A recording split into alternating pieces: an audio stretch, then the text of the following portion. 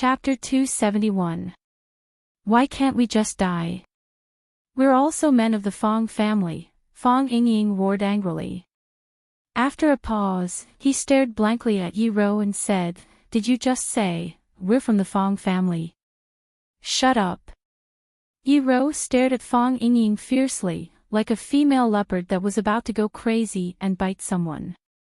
"Do you believe that I won't throw you two to the bottom of the mountain?" Fong Haohan quickly shrank his neck, thinking that he didn't say anything wrong. Fong Yingying was extremely depressed. He ran back and forth like a trapped beast and said, "No, I'm going crazy. I want to kill. I want to kill." Yi Ro sneered and said, "Go kill if you want to. What are you shouting for? You won't let me challenge the Qinya military department again," Fong Yingying said angrily. His eyes lit up and he said, "What do you mean? Get lost." Fong Yingying winked at Fong Haohan, and the two ran away together. He said, "Let's get lost now, right now." Soon, Fong Yingying and Fong Haohan rolled to the front of Qinya Haohan. Qin Yin, who had been hiding in the dark, finally showed up and stood in front of Qinya Haohan. He stared at Fong Yingying and Fong Haohan with vigilance and said, "What do you want?"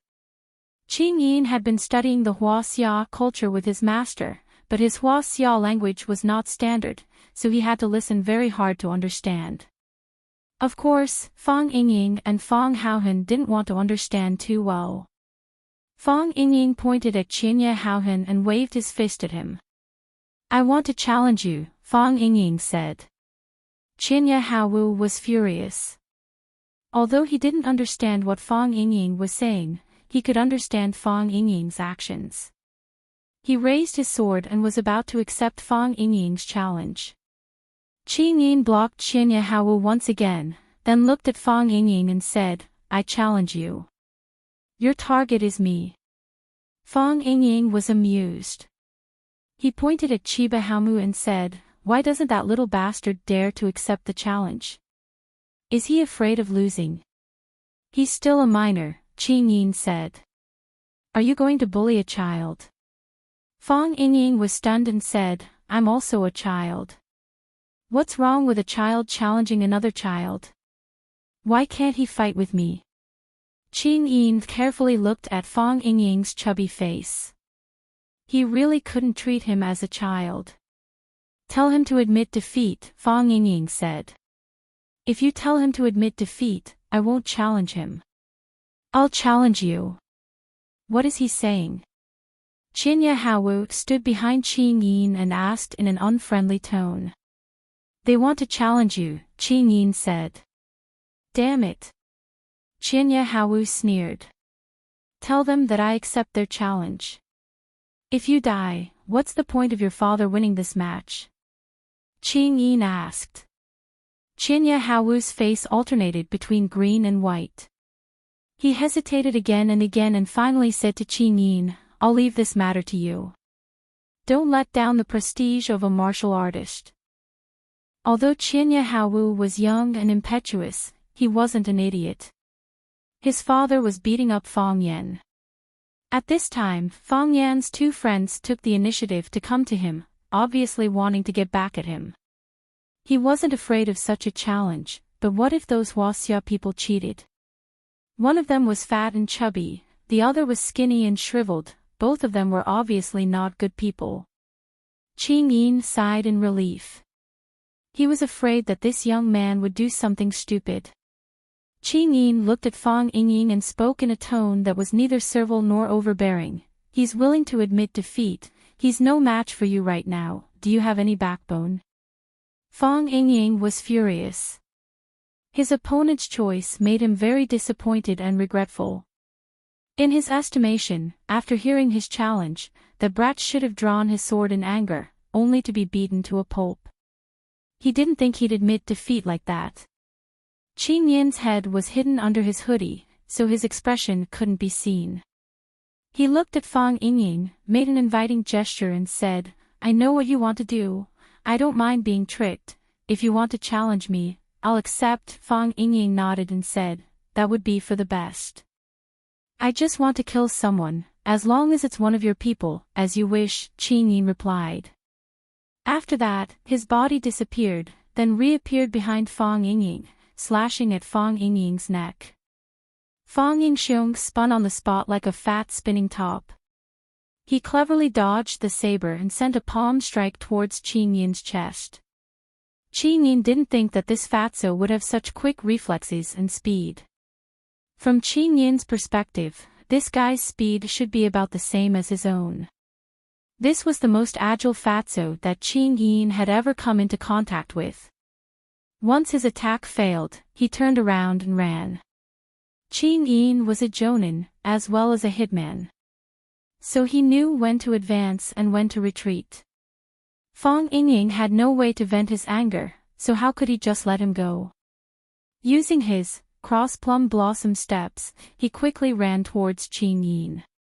It made his body invisible. While Fang Yingying and Qin Yin were busy fighting, Fang Haohen looked at Chiba Haomu, his hands itching to beat him up. However, Qin Yin had already admitted defeat on Chiba Haomu's behalf, so he couldn't just run over and beat him up for no reason, right? That would be too rude, and he would be laughed at.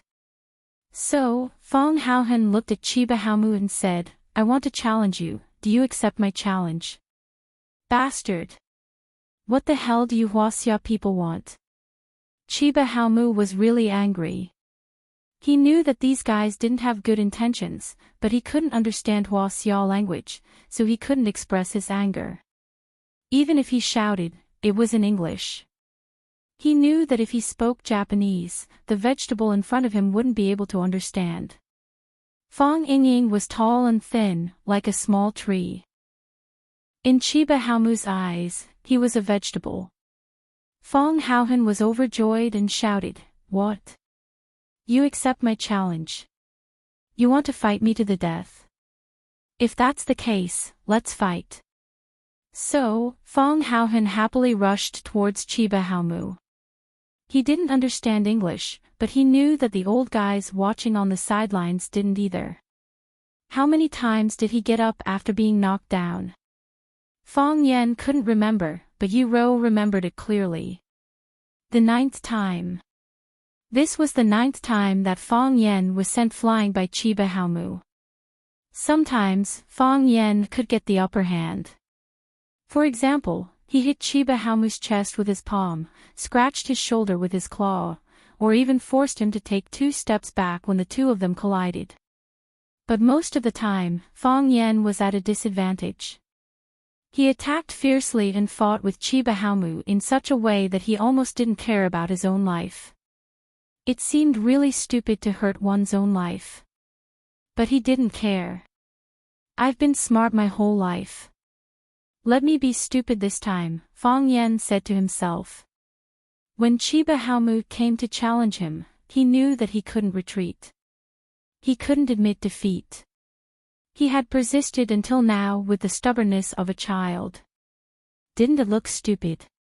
Yes, it was. But there were too many smart people in Huaxia. There had to be a few such fools. They didn't want to live, and they weren't afraid of death. In the face of the alien race's challenge, they didn't give in or take a step back. They wouldn't retreat even if they died. Sadly, Fang Yan's injuries were getting worse. The flesh on his chest was torn open because of the fierce fight. Not only did the bleeding not slow down, but it was also getting faster and faster. Fortunately, he had brought a layer of golden chrysalis muscle and nourishing powder. Otherwise, he would have died from excessive blood loss. His clothes were tattered, and his face was full of scars. Because every time he was lying on the ground, his head would hit a rock or a tree, and his whole head would be bloody. The blood on his face made him look like a man-eating devil who had just crawled out of hell. Fang Yan, Yi Ro couldn't help but call out. Fang Yan waved his hand in the direction of Yi Ro and said, Don't wait for me. Find a good man and marry him. Yi Ro was so angry that she couldn't speak. Who said I'd wait for you? What does it have to do with you whether I get married or not?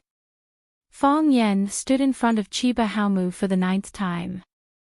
He grinned and said with a charmingly naive look, "It's time to end this." "It's time to end this," Chiba Haomu also said. He wanted to end this battle as soon as possible because he was afraid that he wouldn't be able to do it if the fight continued. He was really an excellent young man. Unfortunately, he wasn't an East Asian. He pulled out his right hand, and a silver light appeared in his palm. A soft sword. There was a soft sword tied to his waist. Chiba Haomu raised his right hand high, and the sword soared into the sky. The soft sword swayed and made a crackling sound in the air. That was the sound of the sword energy colliding with the air. Fong Yan's footsteps paused slightly. "This sword is called Unfathomable, derived from the unfathomable meaning of swordsmanship," Chiba Haomu said. "You can choose a weapon that suits you best," Chiba Haomu said. Chiba Haomu was stunned and murmured, "Father, he also uses a sword." Chiba Haomu didn't know how many years it had been, but she had never seen her father use a sword.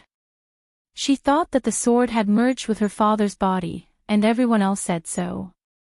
"Despicable," Phoenix said with dissatisfaction. The Japanese sword god actually took the initiative to use a sword in a fight with a weak little boy. It was extremely shameless. "Don't you have any shame?" Fong Yan's body trembled with anger. He pointed at Chiba Haomu and cursed. "You're good at using a sword, so you prepared a soft sword at your waist in advance, ready to strike me at the critical moment. You're too insidious, too cunning. How can I have an opponent like you?"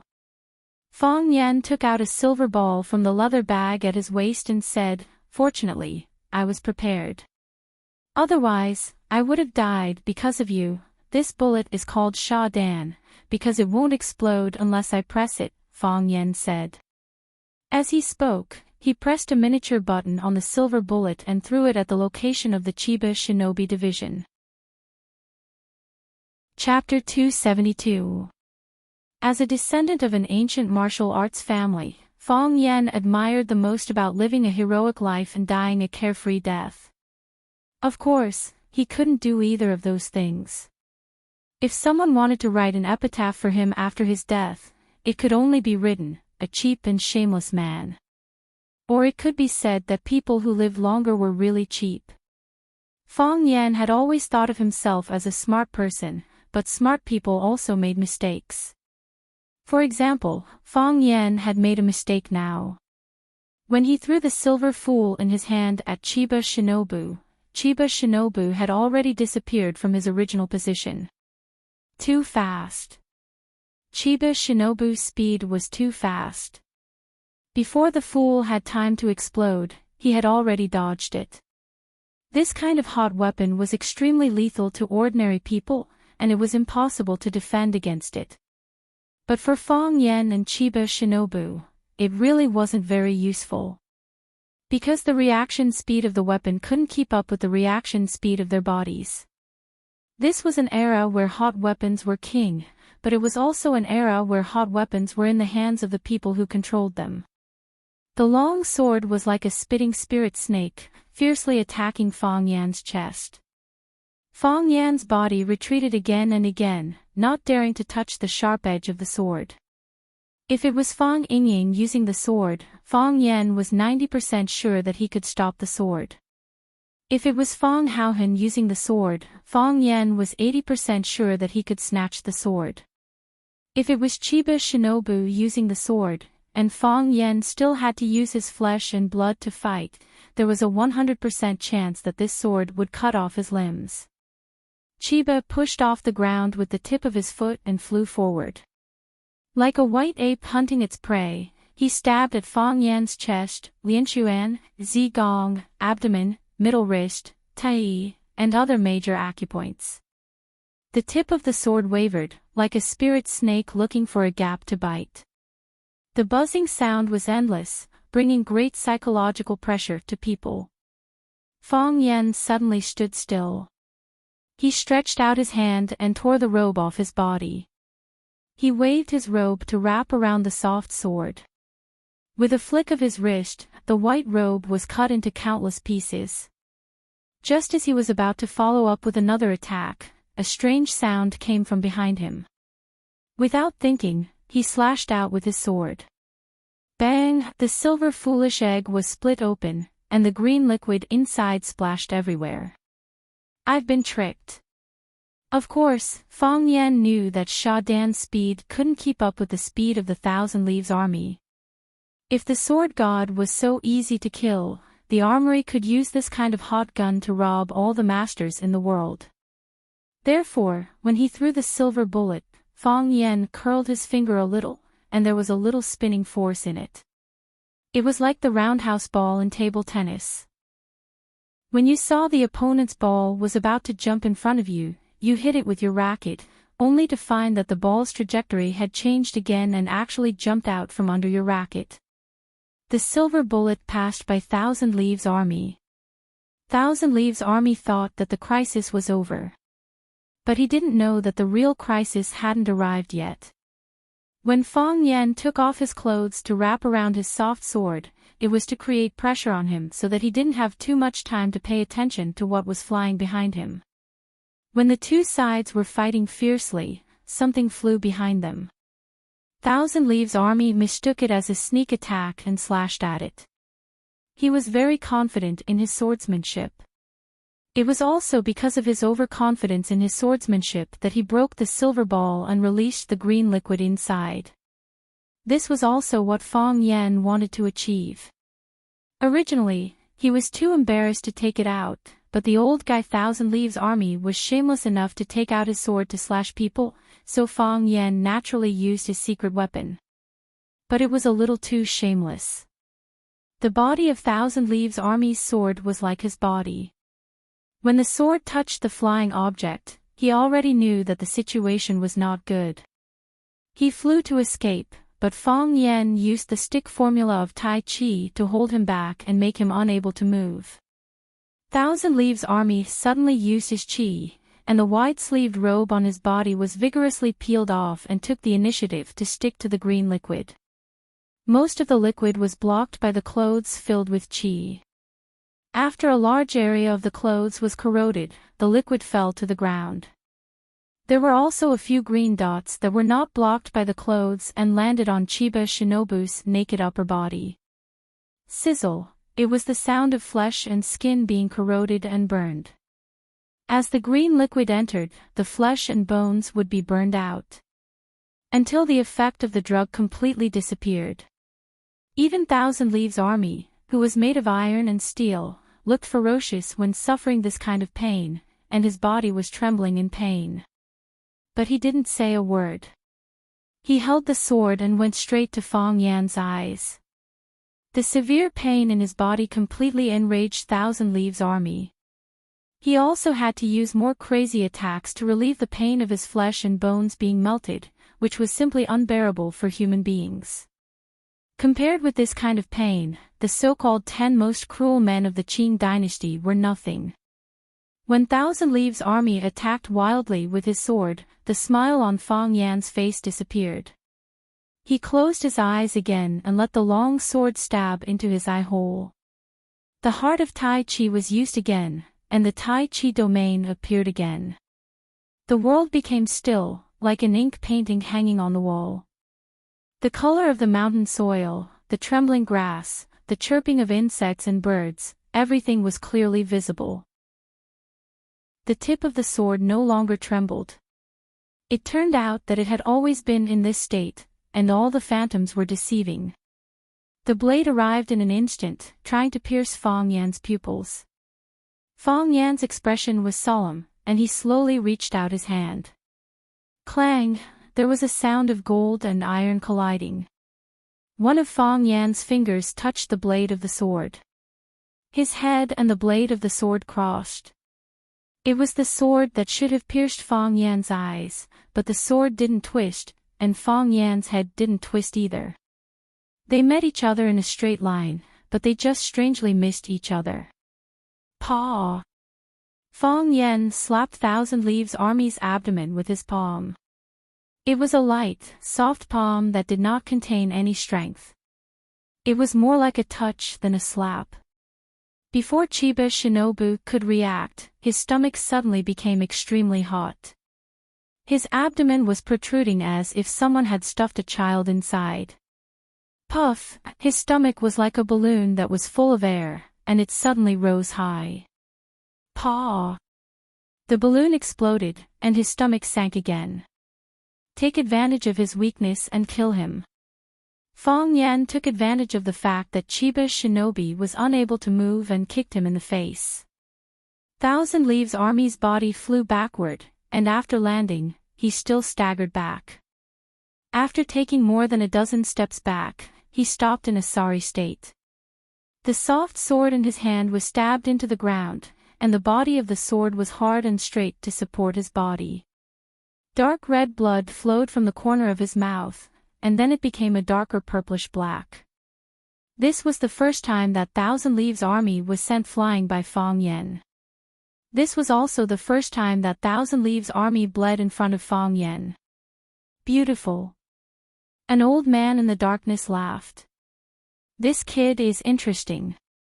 He fights with strength and uses skill.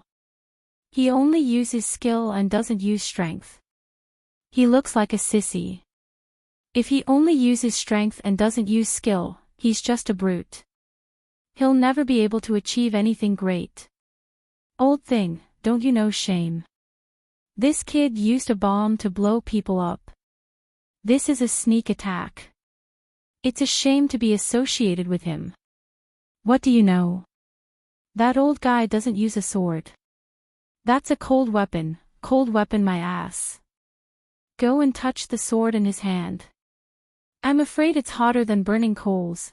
Fong Yan smiled happily and said, Look, no matter how many times you beat me, I only want to beat you one last time. You used a bomb, Thousand Leaves Army said calmly. He felt that he had been insulted, that their contest had been tainted. A duel between peerless experts. They've already climbed to such a high place, how could they use a bomb to attack? If Shimin Chui Shua and Yi Guqing finally climbed to the top of the Forbidden City, they would each take out a gun from their pockets and shoot at each other. Just thinking about it made him feel cute. That's my weapon, Fong Yan said. It's the same as the sword in your hand. They're both weapons. Thousand Leaves Army chuckled and said, Is that also considered a weapon used by martial artists in a duel? Of course it is, Fong Yan said. You've never played a game before, right? Some weapons are simple and realistic, like the soft sword in your hand. But my idiot added special effects, so when it explodes, it's cooler. The conflict between ancient martial arts and firearms has been at loggerheads for so many years. Martial artists train their bodies, skills, and chi, while firearms focus on simplicity, efficiency, and speed. You should stick to the path of ancient martial arts. Firearms are not advisable, it will make people slack off, so try not to use them as much as possible, Thousand Leaves Army lectured like an elder. Shouldn't you wait until you're on the verge of death to say these words? At that time, the effect should be better, Fong Yan advised. Thousand Leaves Army licked the blood on the corner of his mouth and smiled gently. It's been a long time since I've tasted fresh blood, I really miss it. You're right, no matter how many times I win, you only need to win one last time. Thousand Leaves Army's figure became illusory, but his voice was still as clear as ever. The last time hasn't come yet, so the winner might not necessarily be you. Before he finished speaking, the tree behind Fong Yan's previous position had been cut in half for no reason. Fong Yan dashed towards the huge rock, and sword marks immediately appeared on the surface of the huge rock. Large and small pieces of rock fell off, but the sword didn't make any sound when it cut the rock. It looked very strange. The sky was filled with Thousand Leaves Army's phantom, jumping up and down as he moved. The sword chi was extremely sharp. It drew a prison and trapped Fong Yan within it, preventing him from escaping. Sword array. The ultimate interpretation of swordsmanship that humans could understand. Chapter 273. They raised their glasses and drank to the moon, forming a trio. Jiang Zhulu didn't use his binoculars to watch the fight on the top of the mountain. Instead, he gave the binoculars to the bodyguard behind him and told him to keep an eye on the situation and report back to him. Jiang Zhulu, Lu Qingming, and Lan Shanggu, who arrived last, drank and chatted merrily as if they were on a vacation in the wilderness. Because Lan Shanggu joined, Jiang Zhulu and Lu Qingming couldn't talk about cooperation. The businesses of the three were related and competitive, so they weren't afraid of not having a common language. 3 of the 4 prodigies of watching are here today. This is really fate. Lan Shanggu laughed and said, "How many years has it been since the 4 prodigies of watching gathered together? In my memory, the 4 prodigies of watching have never really gathered together, right?" Jiang Zhulu asked back. "Old Mei is so boring. He stays in his room all day and doesn't come out, who knows what he's busy with," Lan Shanggu complained loudly. "That's because his name is Mei." Jiang Zhulu laughed and added. The 4 prodigies of watching in the eyes of bored people were Jiang Zhulu of the Jiang family, Lan Shanggu of the Lan family, Lu Shu of the Lu family, and Mei Yingxue of the Mei family. Apparently, Mei Yingxue didn't like this name and thought it was too feminine, so he changed his name to Mei. Mei was actually quite interesting.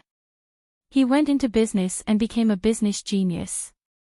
He went into painting and became a painting genius. He went into antiques and became a collector king. He went into dragonflies and became the most famous dragonfly research expert in the country. Oh right, his research on snakes and bears was also very profound.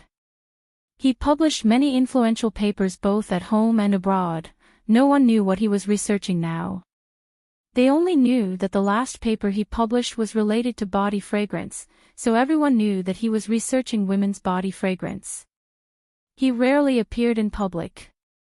The only time he made a grand appearance was when he was 18 years old and the Mei family held a banquet for his coming-of-age ceremony.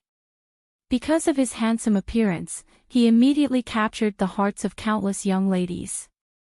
Therefore, Mei Yingxue, who only appeared once, instantly became one of the 4 prodigies of watching, and the most mysterious existence. Thinking about it made people feel a bit unsatisfied. Lu Qingming's expression was calm, but his mood was unusually excited. Lan Shanggu said that 3 of the 4 prodigies of watching had arrived today. Did that mean that he had already become one of the 4 prodigies of watching? Would he truly be accepted by these top-notch young masters of Flower City? He knew that as long as he didn't make any mistakes, he would definitely be able to replace the willow tree. However, the 4 prodigies of watching not only had to have deep connections, they also had to have the ability, the means, the intelligence, and the looks. There was no need to mention Mei Yingxue, that sissy was ridiculously beautiful. Jiang Zhulu was refined and scholarly, Lu Shu was free and unrestrained, Lan Shanggu was valiant and ferocious. They were all the best men in the world. Now, would he be able to keep pace with them? Lu Qingming acted as if he didn't care about that kind of thing at all and said with a smile, "Good looks always have an advantage. I wonder what that person from the Mei family is researching right now. Who cares?" Lan Shanggu shrugged indifferently. "We'll know when he publishes his research paper."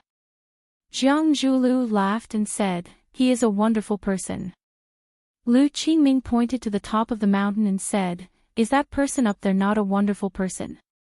"He is." Lan Shanggu said, "He is one of the most wonderful people I've ever seen."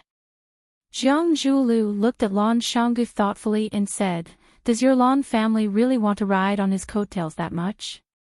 Besides, your coattails aren't that thick right now. My 2 brothers, let's not beat around the bush in front of honest people. Our Lan family indeed values this project very much. If we can obtain the right to sell the product of the Rubik's Cube technology, with our network channels, it won't be a problem for us to live a few years in peace. So, my 2 brothers, please support us." Jiang Zhulu laughed and said, support. Of course support. The problem is, what if the Rubik's Cube technology is in our hands? If the Jiang family has the Rubik's Cube, I'll talk to the Jiang family. If the Liu family has the Rubik's Cube, I'll talk to the Liu family. Whoever has the Rubik's Cube, I'll talk to them. I know there are some people who don't like Fang Yan, but our Lan family only cares about the matter and not the person, we just want to earn some money quietly. Since Lan Shanggu had already stated his family's position, Jiang Zhulu and Lu Qingming naturally wouldn't pursue this issue. They didn't have the right to prohibit the Lan family from doing business with Chaoyan technology. As long as their butts didn't lean towards them, it was fine. The matter of Lan Shanggu entertaining Fang Yan at the Blue Sky Club had already attracted the attention of many people. Come, let's drink. Jiang Zhulu took the initiative to raise his glass and invite them to drink. Good wind, good moon, good brother, we must drink at this time, we must drink. The three of them raised their glasses at the same time and said, we must drink. Chiba Haru felt like she was about to die. When her father, Chiba Haobu, cut Fang Yan, she was extremely sad. When she saw Fang Yan trick her father and cause him to bleed, she was also sad. What made her even more depressed was that Qing Yin was entangled by a fatso, and her brother, Chiba Haomu, was dragged into battle by a thin man. She knew that fatso and that thin man were props used by Mr. Fang during his lectures, and they were also good friends of Mr. Fang. Because her father challenged Mr. Fang, they went to challenge Qing Yin and Chiba Haomu to vent their anger. Chiba Haru felt a deep sense of powerlessness in her heart. This was Huaxia, where there were many talented people and experts. Was it really worth it for her father to do this? He wanted to make Japanese kendo famous, he wanted to pave the way for Japanese martial artists, he wanted to pursue the supreme kendo, but, Lord Father, this was Huaxia. If you challenge one person from Huaxia, there will be 100 people from Huaxia standing up. They bully your disciple, humiliate your son, kidnap your daughter, there are too many of them, and they are too powerful. Even if you defeat teacher Fang Yan, do you really win this competition? What? You don't want to accept it. Seeing the sadness on Chiba Haru's little face, Phoenix smiled and said, but this is really difficult for you. On one side is your father, and on the other side is the teacher you like. If you have to choose one, it will really be very painful. But in the end, you will choose your father, right? Yes, Chiba Haru said. I hope that my father can win this competition. Because he has given up everything for this competition, and the only thing left is to win. But that's not why I'm not satisfied. Then why are you not satisfied? Phoenix asked. In the short time they spent together, she realized that this little girl was very intelligent and insightful. She was not like an ordinary high school girl. I'm not satisfied that Huaxia is too big, I'm not satisfied that there are too many Chinese, I'm not satisfied that your land is fertile, I'm not satisfied that your resources are vast. I'm not satisfied that you have thousands of years of cultural heritage, I'm not satisfied that you have too many experts. My father can only challenge teacher Fang Yan, but his two friends went to challenge my younger brother and my father's disciple. And you, and those experts hidden in the dark, who among them dares to challenge? We humans are all God's people, why is God so biased towards you guys? Can God really see all of this? Phoenix chuckled and said, this is Huaxia. This is the Huaxia. We can look down on others, others can't ignore us, we can challenge others, others can't provoke us, we can bully others, others can't take revenge on us. Not satisfied. Not satisfied. Come and hit me if you can. Chiba Haru felt that there was nothing more to say to this crazy woman.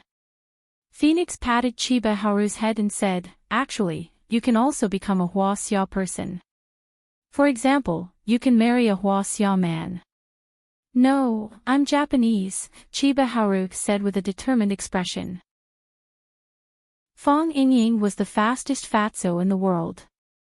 Of course, that was what he thought. However, Fong Yingying was indeed good at speed. His body size was inversely proportional to his fat body size. When he and Qing Yin unleashed their speed at the same time, it could be said that they were the brightest. The two of them fought with speed. One was a round meatball, but his attacks were extremely heavy. The other was like a black shadow, retracting his hand as soon as it reached out, almost never clashing directly with Fong Yingying.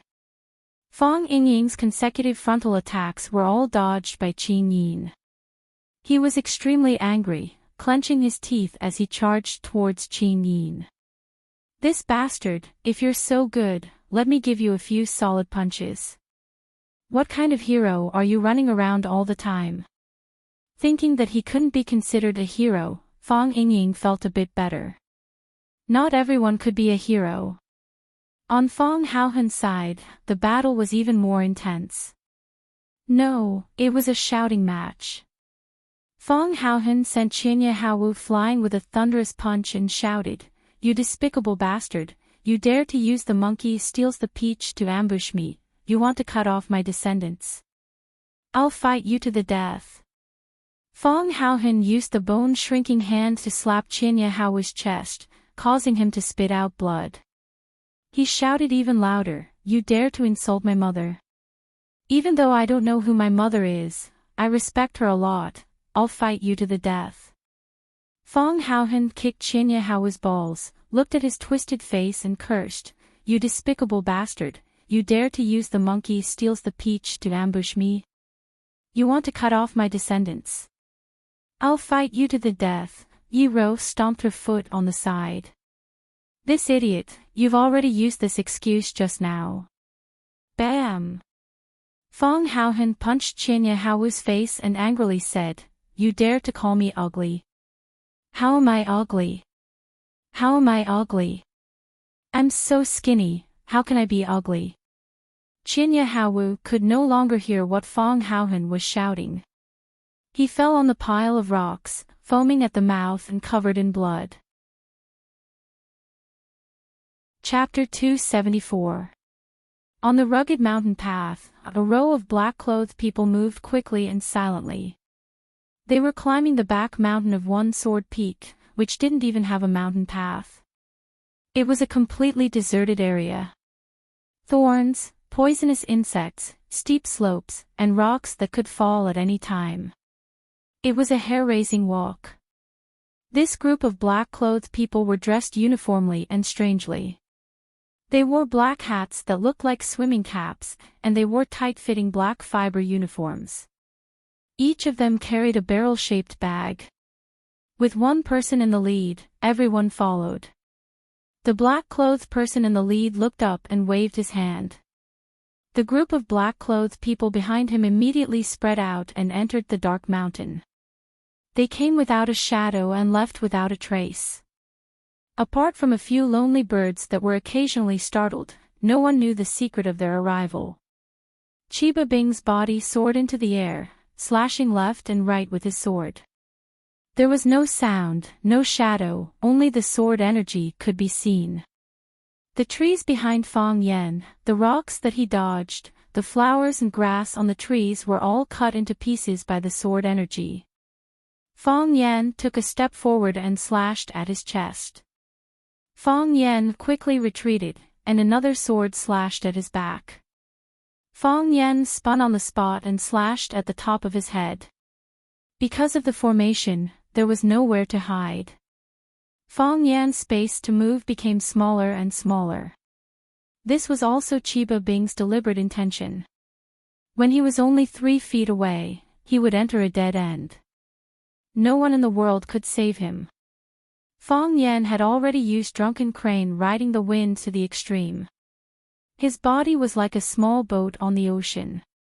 He ran here and there in a sorry state. "I can't do this anymore," Fong Yen thought. He also knew what Chiba Bing was planning. He was trying his best to reduce his space to move. When he couldn't dodge, he could only be beheaded by Chiba Bing. Unfortunately, Sha Dan had already been used. Otherwise, if he threw Sha Dan at Chiba Bing in the air, he wouldn't dare to use his sword to slash at him. In that case, he might be able to escape from the sword formation. The flesh on the wound on his chest opened up more and more. Because of the intense exercise, blood gushed out again. Even the golden chrysalis muscle nourishing powder was washed away. Without the obstruction of the golden chrysalis muscle nourishing powder, the blood flowed even more unbridled. Fong Yan's body was getting more and more tired, and his footsteps were getting heavier. Of course, he couldn't care less at this moment. This was the darkness before dawn, the frozen earth before the ice and snow melted, and the heavy rain before the sunset filled the sky. He had to persevere. He didn't care how many times Chiba Shinobi had won before. He just needed to win one last time. Besides, the old guy from the Chiba army didn't say that he was tired. How could a young man with good teeth and a good appetite say that he was tired? Another large rock was shaved off by the sword chi. Of course, the originally huge rock had been shaved into a flat top by the Chiba shinobi. The stone rolled to the ground, blocking Fong Yan's path of retreat. However, if Fong Yan moved forward, he would face the sharpest sword of the Chiba army.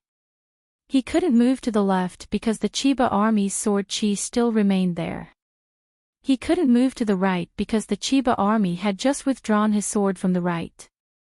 The speed of the Chiba army was too fast. He could launch hundreds of swords in a second, and those hundreds of swords formed a dense spider web. It was really not easy for a mosquito like Fong Yan to pass through the spider web. Fong Yan stood still and let the long sword attack him.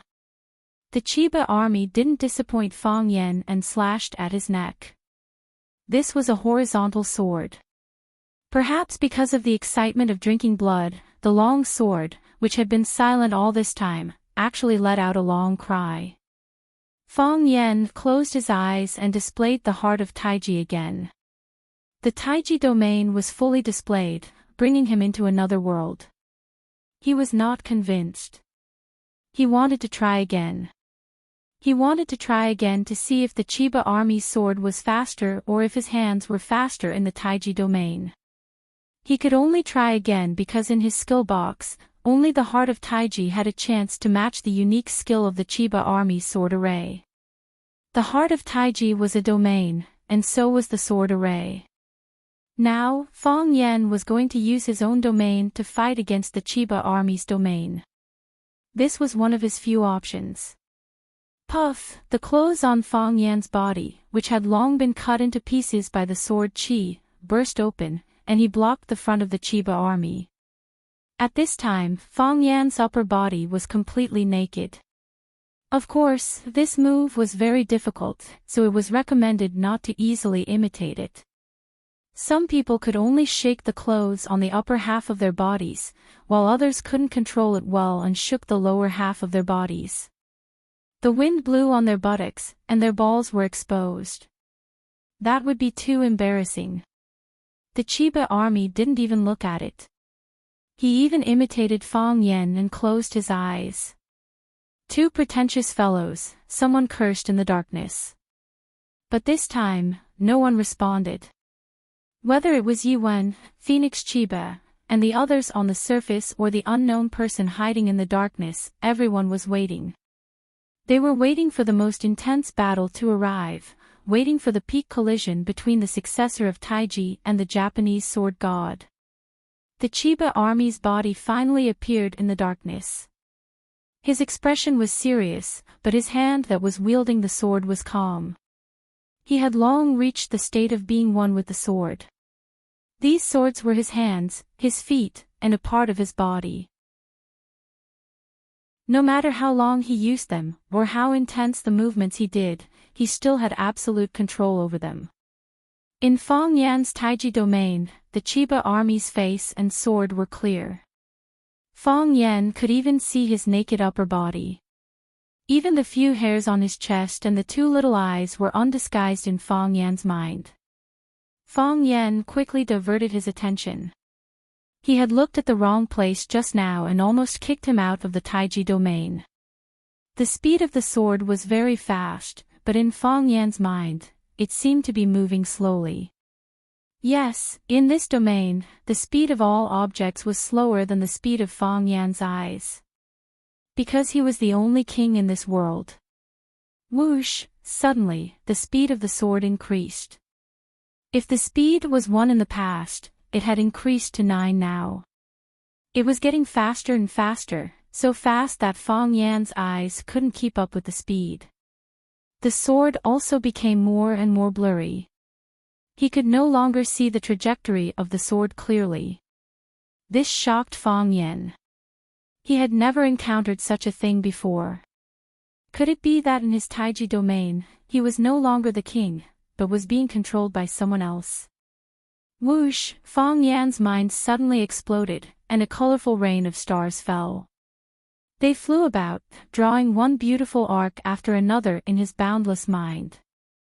The clear images in his mind had disappeared, and now the flowers and grass had become bright spots and lines. Hashirama Chiba's body turned into a moving dot of light, and the long sword he swung was a glowing line. Fong Yan stretched out his hand. Crack, crack, Fong Yan's hand pierced through the sword chi surrounding the long sword. The sword chi exploded, giving off a strange sound. However, the sword energy didn't hurt Fong Yan. Fong Yan's hand finally grasped the blade of Chiba Abe's sword. This was impossible in the past, but it was happening right in front of his eyes. The heart of Taiji, the heart follows Taiji. Sometimes, it's not you who thinks about how to fight, but the heart of Taiji will lead you to fight. This was what the old drunkard said to Fong Yan. The old drunkard was a martial arts genius. Until now, no one dared to refute this. What he said was naturally very reasonable. Taiji was the protagonist, and people were the carrier of Taiji. This was the state that Fong Yan could experience. However, he didn't know what kind of state it was. Did it evolve, or did it deteriorate? Did the heart of Taiji upgrade, or did it mutate? Among 1,000,000 Taiji practitioners, one lucky person might understand the heart of Taiji. Each of the 10 Taiji practitioners who understood the heart of Taiji had a different growth process. Some of them reached the sky in one step and achieved the diamond body. Some of them fell into hell, and their bodies and emotions changed. The heart of Taiji disappeared for no reason. The reason why Fong Yan ran away was that he couldn't feel the existence of the heart of Taiji. Instead of saying that he was afraid that Yi Ro would beat him up, he was afraid that the heart of Taiji would never come back. Therefore, after the heart of Taiji returned, he wouldn't feel embarrassed even if Yi Ro beat him up in front of hundreds of teachers and students. Instead, he was secretly happy. Look at me, look at me, look at how much I've been beaten up. The long sword stopped moving forward, and Hashirama's body also froze in the air. Hashirama lowered his head and looked at the long sword in his hand. He sighed softly and said, "You understand?" "Yes," Fong Yan said. "What did you understand?" "I don't know," Fong Yan said. He really didn't know what he had understood. He didn't even know if he had understood it or not. Hashirama asked him if he had understood it, but he was too embarrassed to say that he hadn't. That would be really embarrassing. "You have indeed comprehended it," Chiba Shinobu said and sighed deeply again. His high spirit was gone, and so was his sword. The soul of the invincible Japanese god of swordsmanship was suddenly taken away. He was a little dispirited and said, "I've practiced swordsmanship all my life, and I've sought the way of heaven. Even heaven is helping you. What can I do?" Fighting with heaven was endless joy. Fighting with earth was endless joy. Was that really the case? Was the power of heaven and earth something a mere martial artist could consume? Fong Yan didn't care about that. He only remembered a saying, take advantage of your enemy's weakness. Just as Qianye was feeling melancholic, Fong Yan slapped his chest with his palm. The long sword in Hashirama's hand fell, and his body fell toward the cliff of one sword peak like a paper kite without a string. Chapter 275. Father. Chiba Kori cried out anxiously. She blurted out in Japanese. Right now, no one cared whether others could understand her or not. She had witnessed her father being slapped down the cliff of one sword peak by Fong Yan's palm. The cliff was so high that she and the woman who kidnapped her had to climb it for half an hour, and they had to start climbing from the middle of the mountain. If her father fell down like that, wouldn't he die? She was heartbroken. Tears flowed out of her eyes as she rushed toward the spot where Chiba Hajime had fallen. Phoenix grabbed her arm and shouted, "Stop. You are now my captive. Whether you live or die is up to me, let me go." Chiba Kori struggled with all her might. Ever since she met Phoenix, their conversation had been very pleasant. Even when she was kidnapped, she still had a smile on her face. This was the first time she tried to break free from Phoenix's control. With a flick of her wrist, Chiba Kori fell to the ground. "I don't have tender feelings for the fairer sex," Phoenix said with a cold smile. Chiba Haomu had just opened his eyes when he happened to see his father's body falling down the cliff. His eyes were wide open. He couldn't imagine how his father had failed. He was the invincible Japanese sword god, the faith of Japanese samurai, and the totem of kendo. How could he have lost? He got up, ignoring the pain in his body, and rushed toward the cliff where his father had disappeared. Qin Yin had already stopped fighting with Fong Yingying. The moment he saw his master, Chiba Hajime, being beaten down the mountain by Fong Yan, he was dumbfounded. He knew how powerful Chiba Hajime was. He also knew how powerful Fong Yan was. Fong Yan, that bastard, did he use Sha Dan again?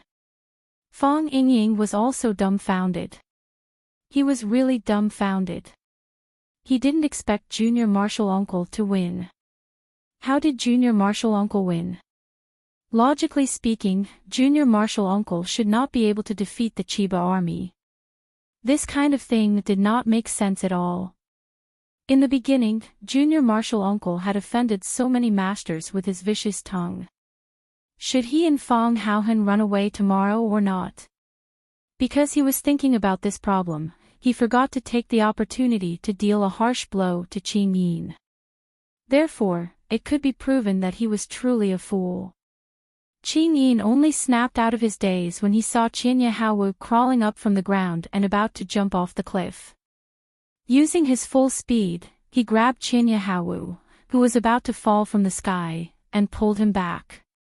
Before Qianye Haowu could resist, he slapped the back of his neck, and Qianye Haowu fainted again without a sound. They cooperated very well. To be honest, Fong Yan was also a little surprised. He knew that he was going to face a tough battle, and he had indeed been on the verge of death countless times.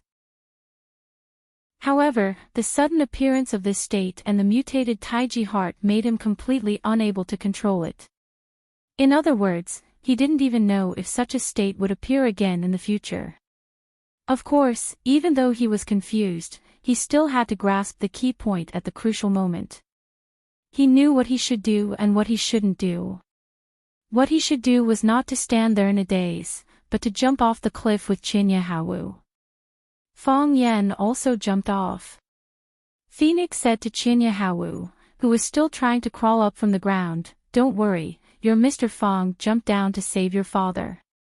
Qianye Haowu looked over in surprise, and indeed, she saw her Mr. Fong jumping off the cliff.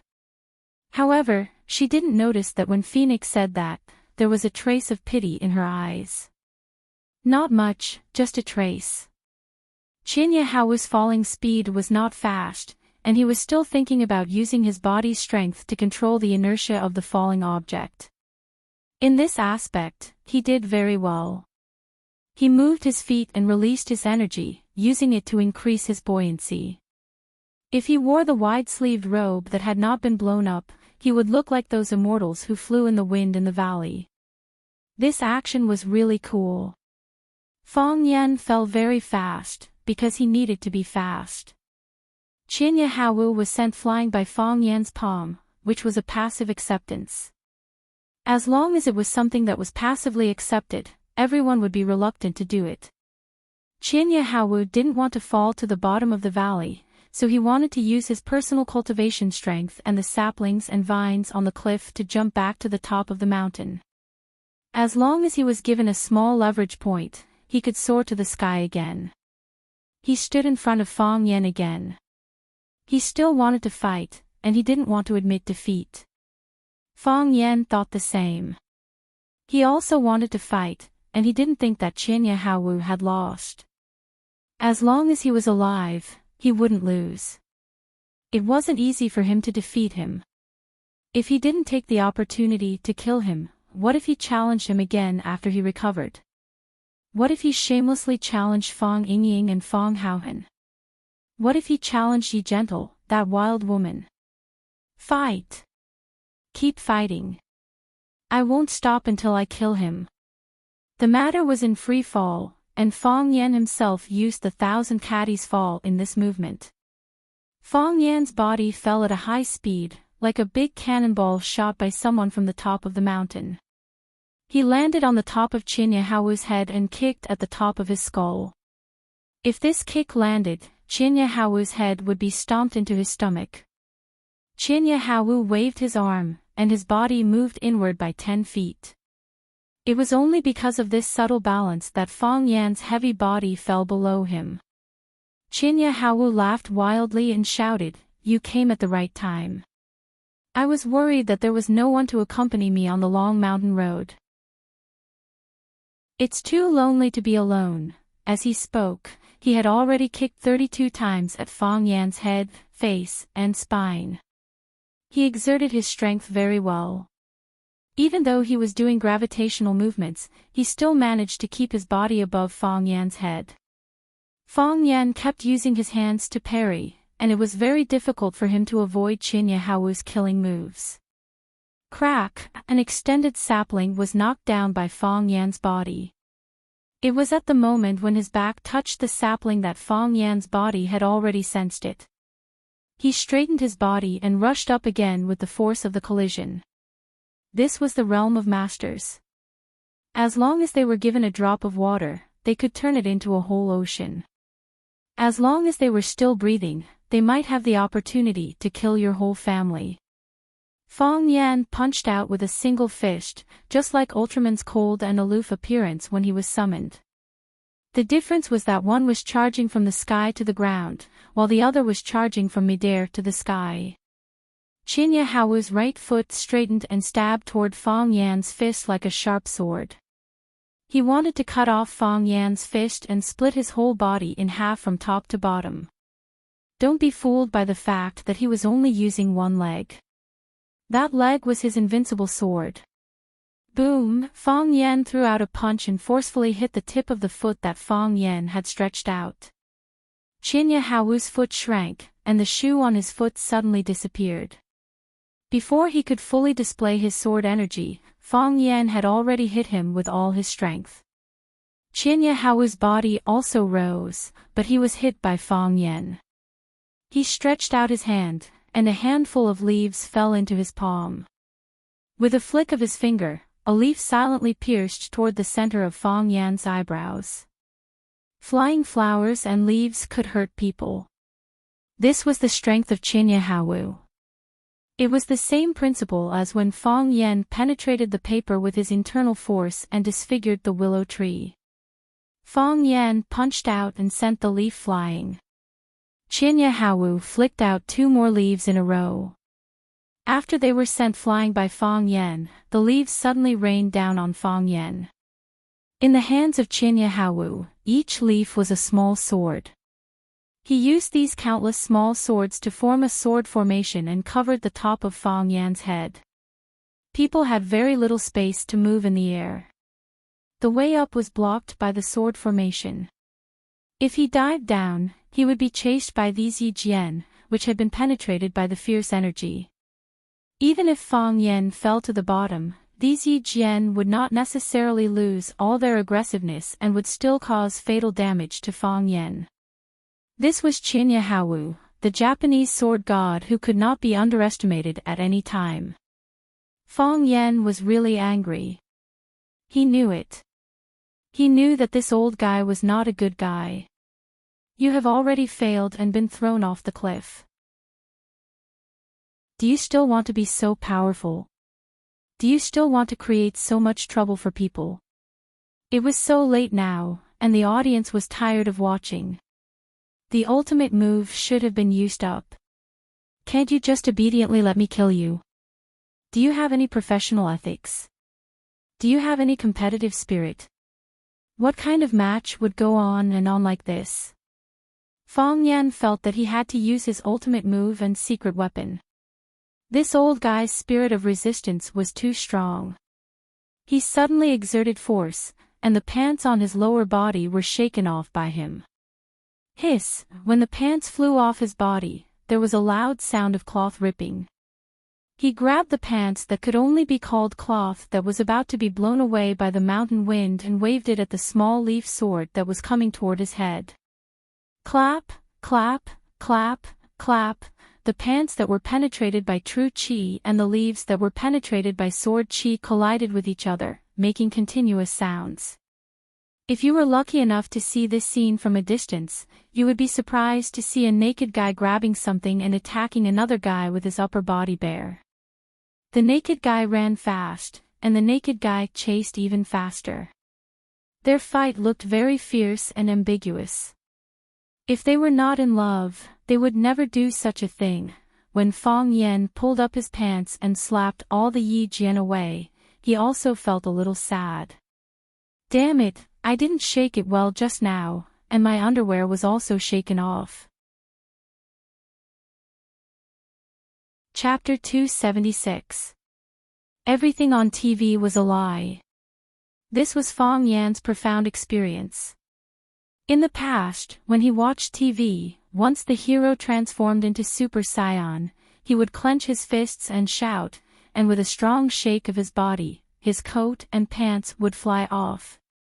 Only a pair of sexy and delicate boxer briefs were left on his body. In fact, that was not the case at all. Think about it, when you used your strength to shake off your pants, didn't you first tear your underwear? If the underwear didn't tear, how could your body's ki blow up the clothes outside the underwear? I've only heard of hitting a cow across a mountain, but I've never heard of hitting long pants with underwear, right? So, you can shake off your coat, but it's very unrealistic to want to shake off your pants and keep your underwear. It was also Fang Yan's first time doing this kind of thing, and he didn't have much experience, so the price he paid was heavy. Originally, the audience on the viewing platform couldn't see the battle on the top of the mountain. Even if they used binoculars, they could only occasionally see one or two figures. When Fang Yan and Chiba Hiroto were fighting, they wouldn't deliberately run to the edge of the cliff to let them see a few more glances. How could a guy who didn't buy a ticket enjoy such VIP benefits? However, Fang Yan and Chiba Hiroto were fighting naked on the edge of the mountain, which was a feast for the eyes of the guys who were anxiously watching with binoculars. A fatso with a cigarette in his mouth widened his eyes, raised his binoculars and said, "Damn, the fight is 2F** king intense, even their clothes are off." The senior Fujoshi next to him snatched away the binoculars of Fatso's boyfriend, raised it to look at the valley, and her whole body began to tremble with excitement. They really beat their clothes off, they really beat their clothes off. The one in the back took off his pants, and I can see his butt. His figure is not bad. Do you think the two of them are having an affair? The love between the God of Swords and the Grand Master of Tai Chi, just thinking about it makes me so excited. There were even more direct women who waved their fists and shouted, "Together, together, together." Many years later, when Fang Yingying told his son about the battle between the king of Taiji, Fang Yan, and the Japanese sword god, Chiba Hashirama, he would still describe it in a heavy and hoarse voice. It was a tough fight. Your grandmaster's clothes were all gone. But, when you say this, can you not look so wretched and smile so lewdly? You'll give the kids bad associations, okay? Otherwise, why would your fat son anxiously ask whether Grandmaster and that Japanese sword god lived happily ever after you finished telling the story?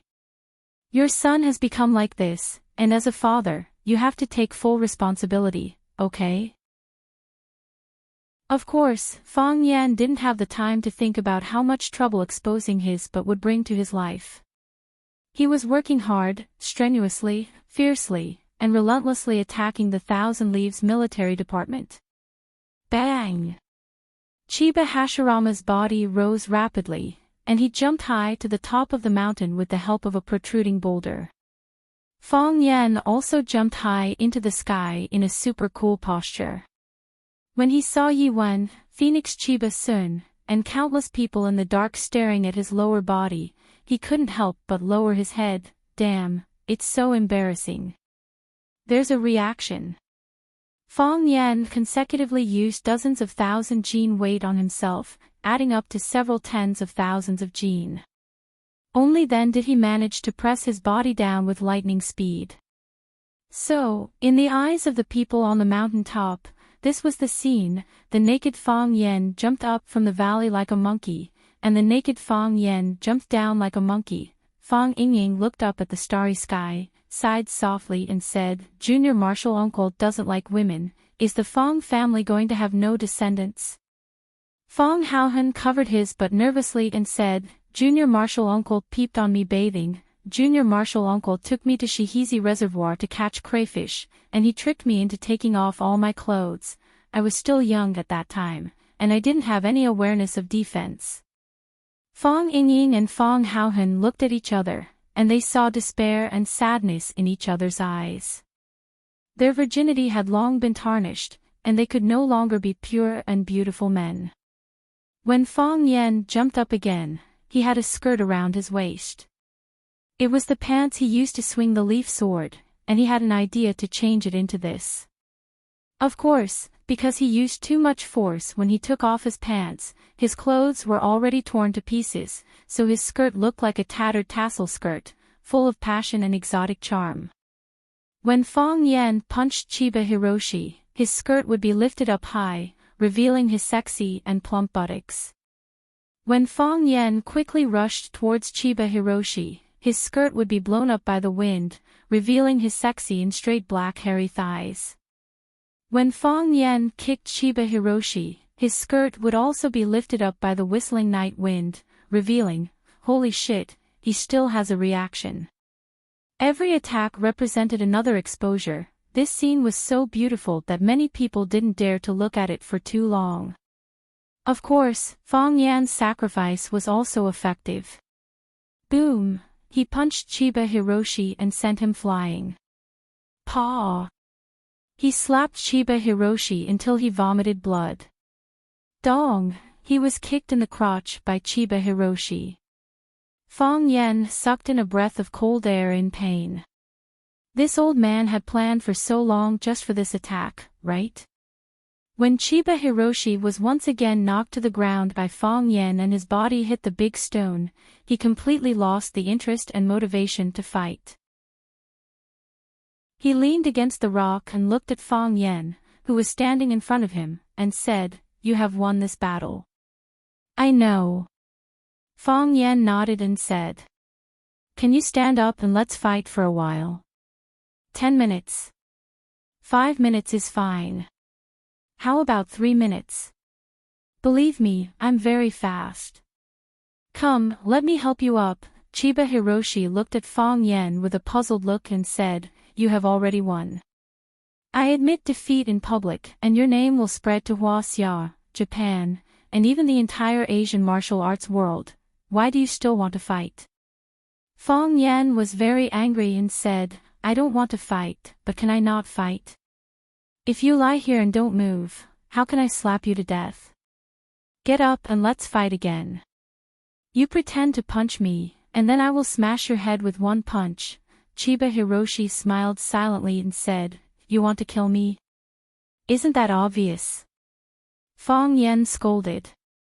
"You see that I'm young, promising, and knowledgeable, so you want to kill me to get rid of a terrifying and dangerous opponent for the Japanese. You have lived for so many years, eaten and drank, and played with everything you want. Not counting the illegitimate children, you even have 2 children. Can't you let me kill you with one slap? You're better than me at this point." Chiba Hiroshi said. "I wanted to kill you, and I showed my murderous intent from the beginning. You wanted to kill me, and you only showed a little bit of murderous intent now. *T murderous intent. I just wanted to save my life from the beginning, okay? I only wanted to defeat you after I saved my life, okay? I only wanted to kill you after I defeated you, okay? You wanted to kill me from the beginning, but I went through a complicated mental journey and emotional change. You won't understand even if I tell you. Anyway, you have to stand up immediately and let me slap you to death." Chiba Hiroshi laughed wildly. He laughed until his voice was hoarse, and he couldn't breathe. He clutched his chest and coughed violently, and bright red blood flowed from the corner of his mouth. His internal organs had been injured by Fong Yen, and his body was severely damaged. Just now, when Fong Yen knocked him out of the canyon, he had already lost his fighting spirit. The reason why he still fought with Fong Yen for so long was that he was unwilling to accept defeat. He couldn't accept it. He couldn't accept being defeated by a young man from Huaxia.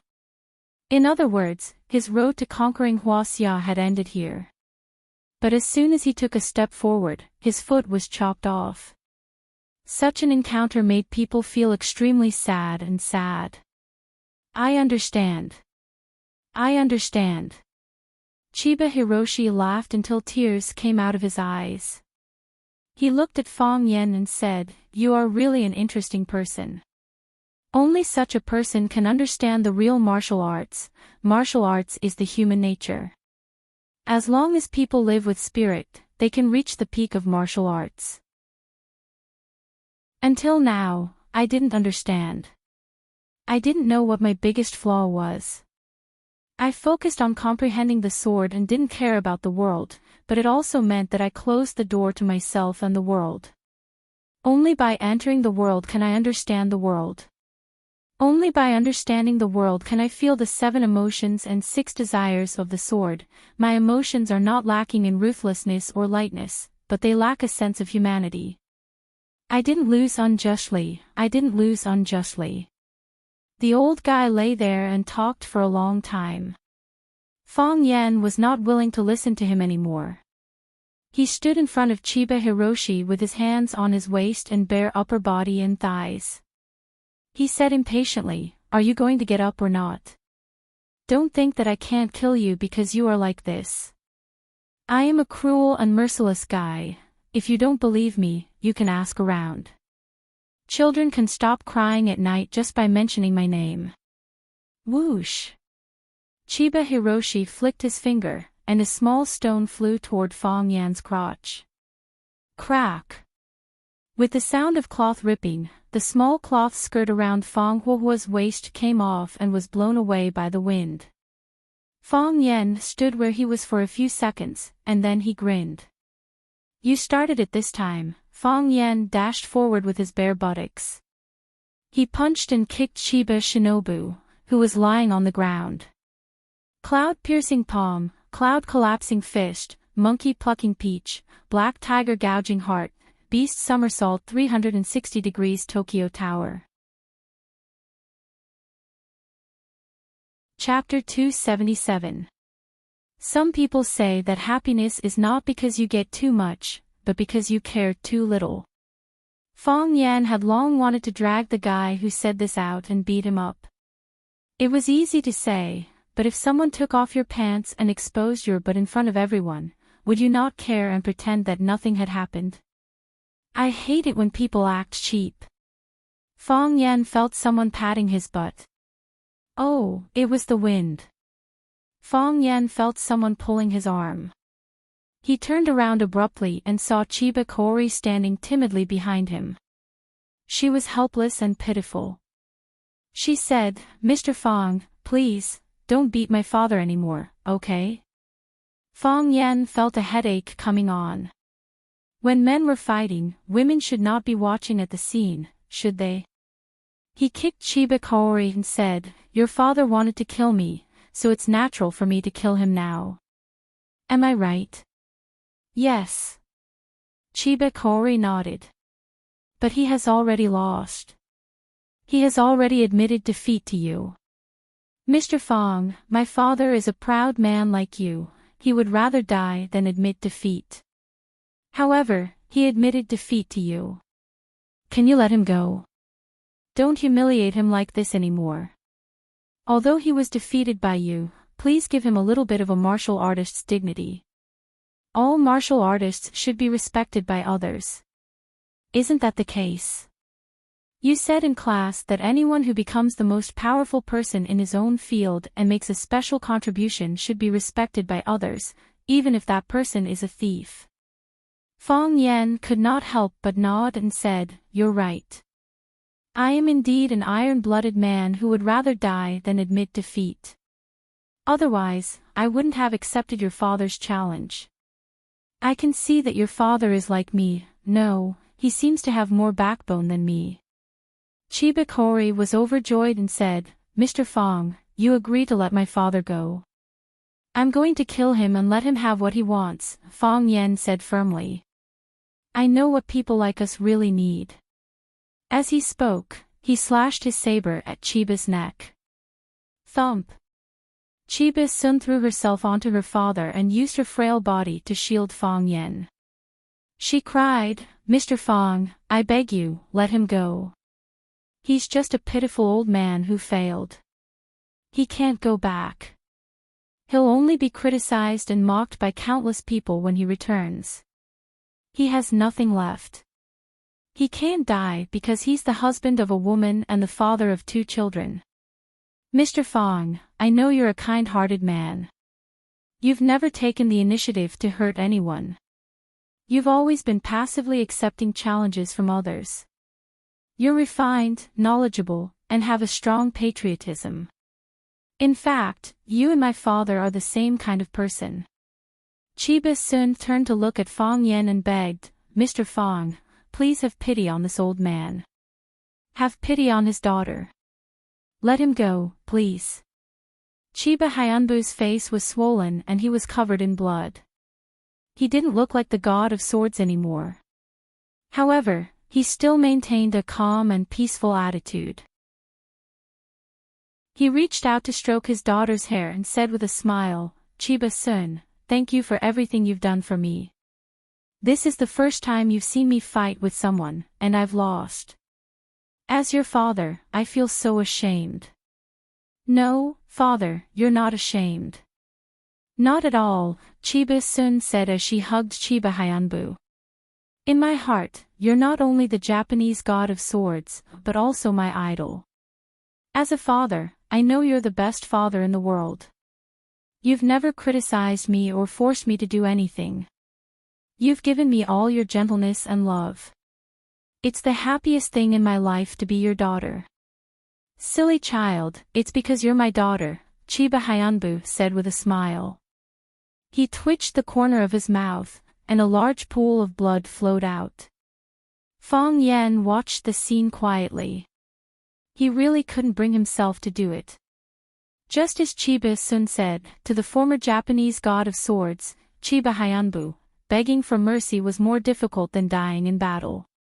He gave up on the competition and lay there, allowing people to beat and scold him. In fact, he was already prepared to die. Otherwise, he wouldn't have thrown that pebble at Fong Yan's fringed underwear. It was reasonable for Fong Yan to beat him to death for such a provocation. Even the old guys who were watching from the sidelines wouldn't say anything because it was natural for martial artists to fight back when they were attacked. However, Chiba Sun begged for mercy on his father's behalf, which made him feel worse than slapping Chiba Hyunbu dozens of times in public. It was a great humiliation for the Japanese god of swords to rely on his daughter to save his life. However, even so, he didn't reprimand Chiba-sun or thank her for what she did. He only regretted that he couldn't win the competition in front of his daughter. He was the sword god of success, and he was also success's father. Seeing that Fong Yen wasn't willing to agree, Chiba Hyunbu knelt in front of Fong Yen and hugged his calf. "Mr. Fong, please let him go this time, okay? I'll agree to any condition you want.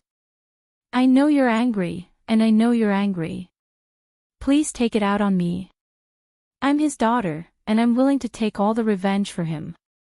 Fong Yen looked at Chiba-sun and asked, "If I was defeated by your father, would you plead for me?" "Yes," Chiba-sun answered without hesitation.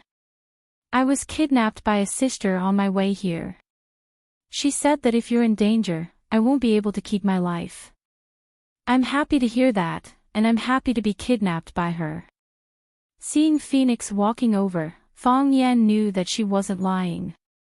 He looked at Chiba Hyunbu, who was lying on the ground, and said, "If I fail and plead for you, would you let me go?" "You know the answer," Chiba Hyunbu said. "Why do you need to ask others?" "Yes. I know the answer," Fong Yen said. "I know you won't let me go. You'll definitely swing your sword and kill me. You see, this kind of thing is really difficult. If I let you go, it won't be fair to me. If I kill you, it'll seem like I'm heartless. Why don't you kill yourself?" Chiba Hyunbu laughed and said, "I won't kill myself. How shameless." Fong Yen was so angry that he was about to stomp his feet.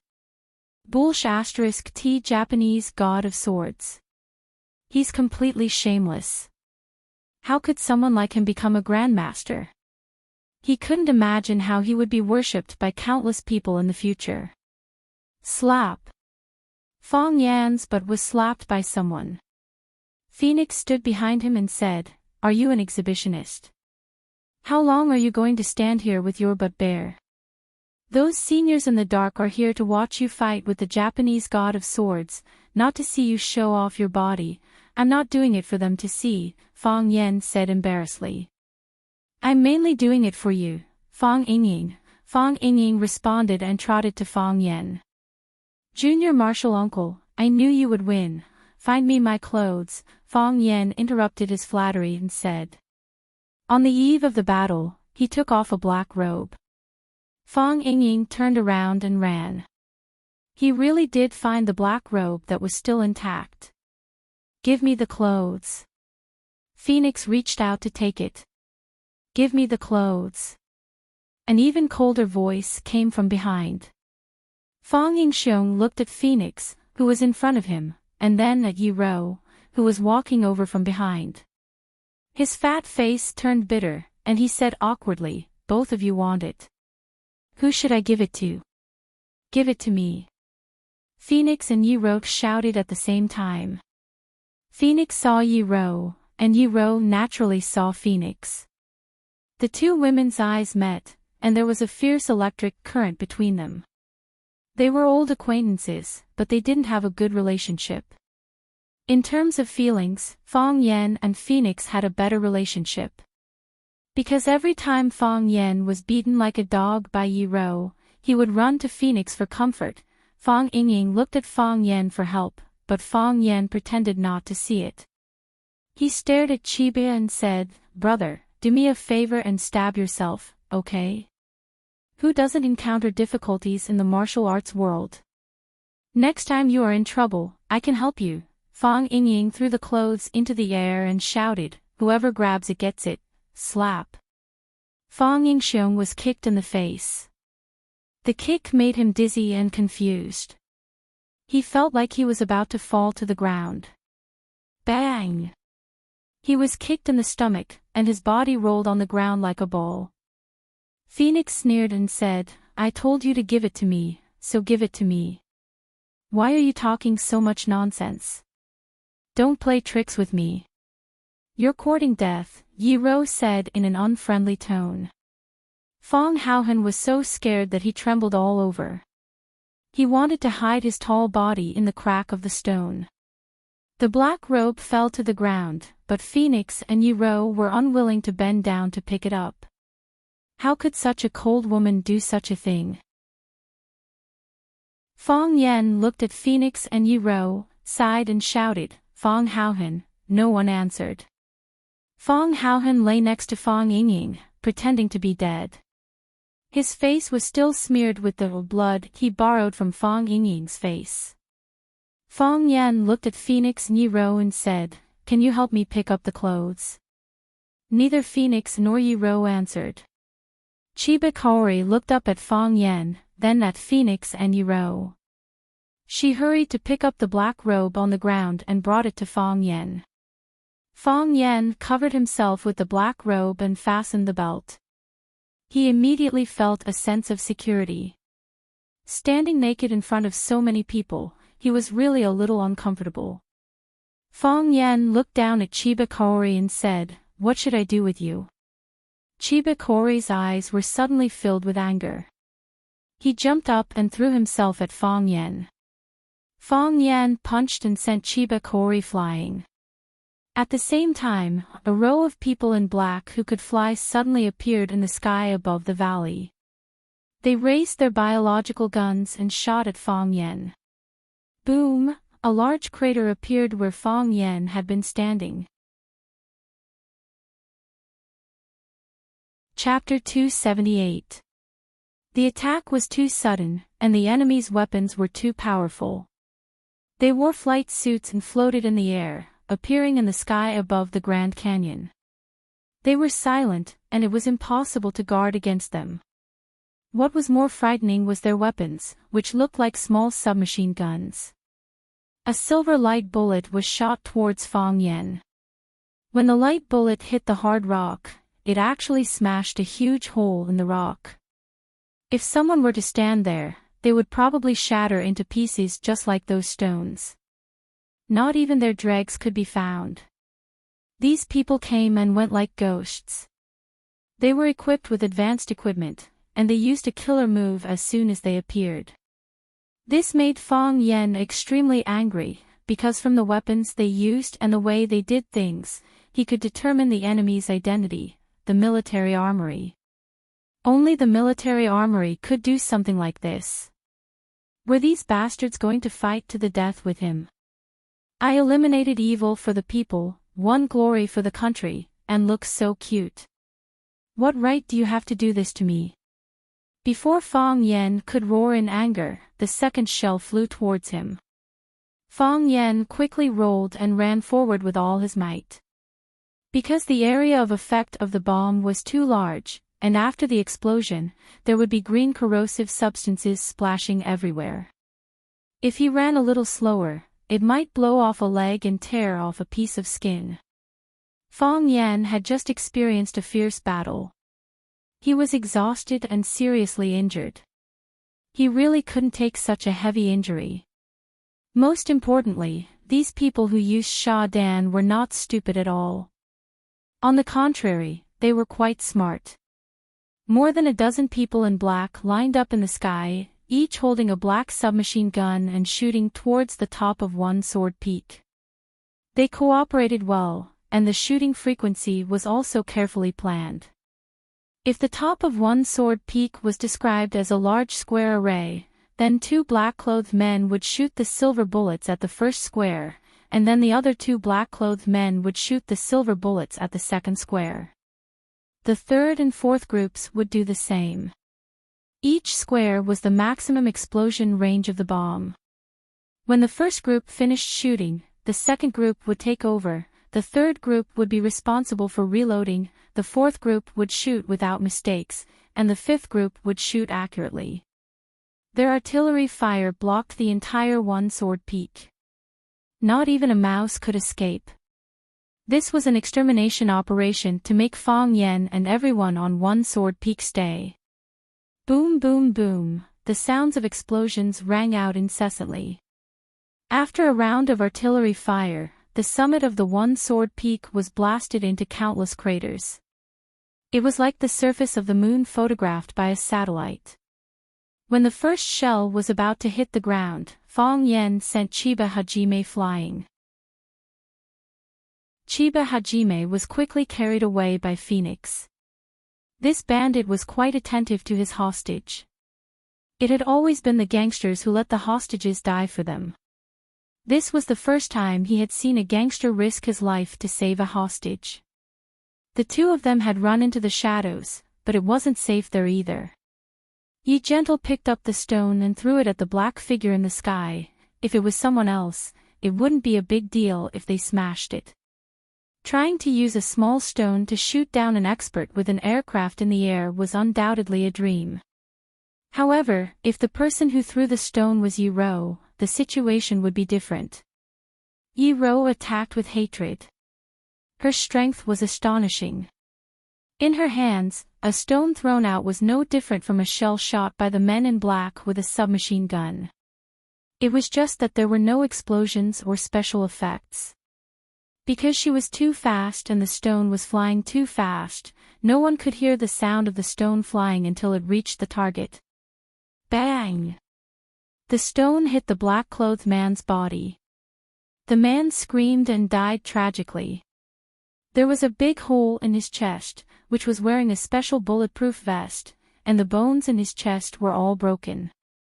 The submachine gun in the hands of the man in black stopped firing. His body was carried by the aircraft and drifted in the sky like a ghost without a master. Everyone, disperse and be careful.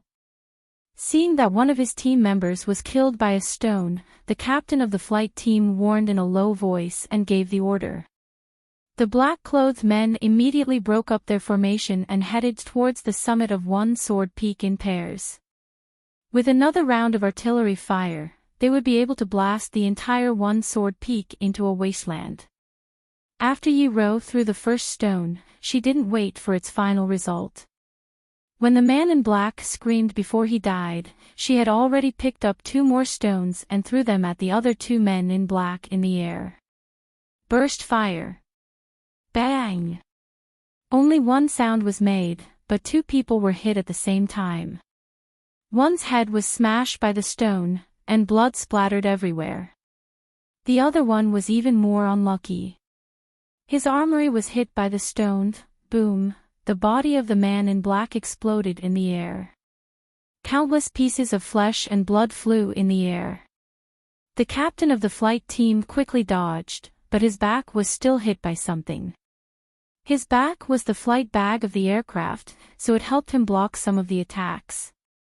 However, this still made the captain furious. He shouted, "Kill them all, kill them all." As he spoke, he held the submachine gun and fired at Yi Ro's position. He saw how powerful Yi Ro was and knew that she was the culprit who caused them to lose 3 of their fighters. In the blink of an eye, they lost 3 trained pilots. This made him feel like his heart was bleeding. He only had these few good seeds, so he couldn't give them up so easily. Otherwise, his position as the captain would be over, and he would be dead when he returned. Hearing the captain's angry roar, the other team members desperately rushed to the top of the mountain. Idiot! Every time a team member died, a red star would be destroyed on their silver shield. This was just the beginning, and they had already destroyed 3 red stars. This meant that 3 of their team members had left the team forever. They were both angry and afraid. No one wanted to be the next unlucky person. If they didn't want to be killed, they could only kill. If they ruthlessly killed the other party and completed the mission as quickly as before, they would be safe. Rumble, rumble, gunfire rained down, and the rumbling sound was endless. On the viewing platform, the audience who didn't know what was going on looked at the top of the mountain in confusion and said, "What's going on? Why do I hear thunder?" "It's not thunder, it's Tai Chi Master Fong Yen and the Japanese sword god sparring. They are using their ultimate moves at the same time. One is using the Tai Chi turtle wave technique, the other is using the Japanese ninja technique. There's someone in the sky, look. There's someone in the sky." Lao Jun Pavilion. Jiang Zhulu raised his binoculars and looked, and his expression became ferocious.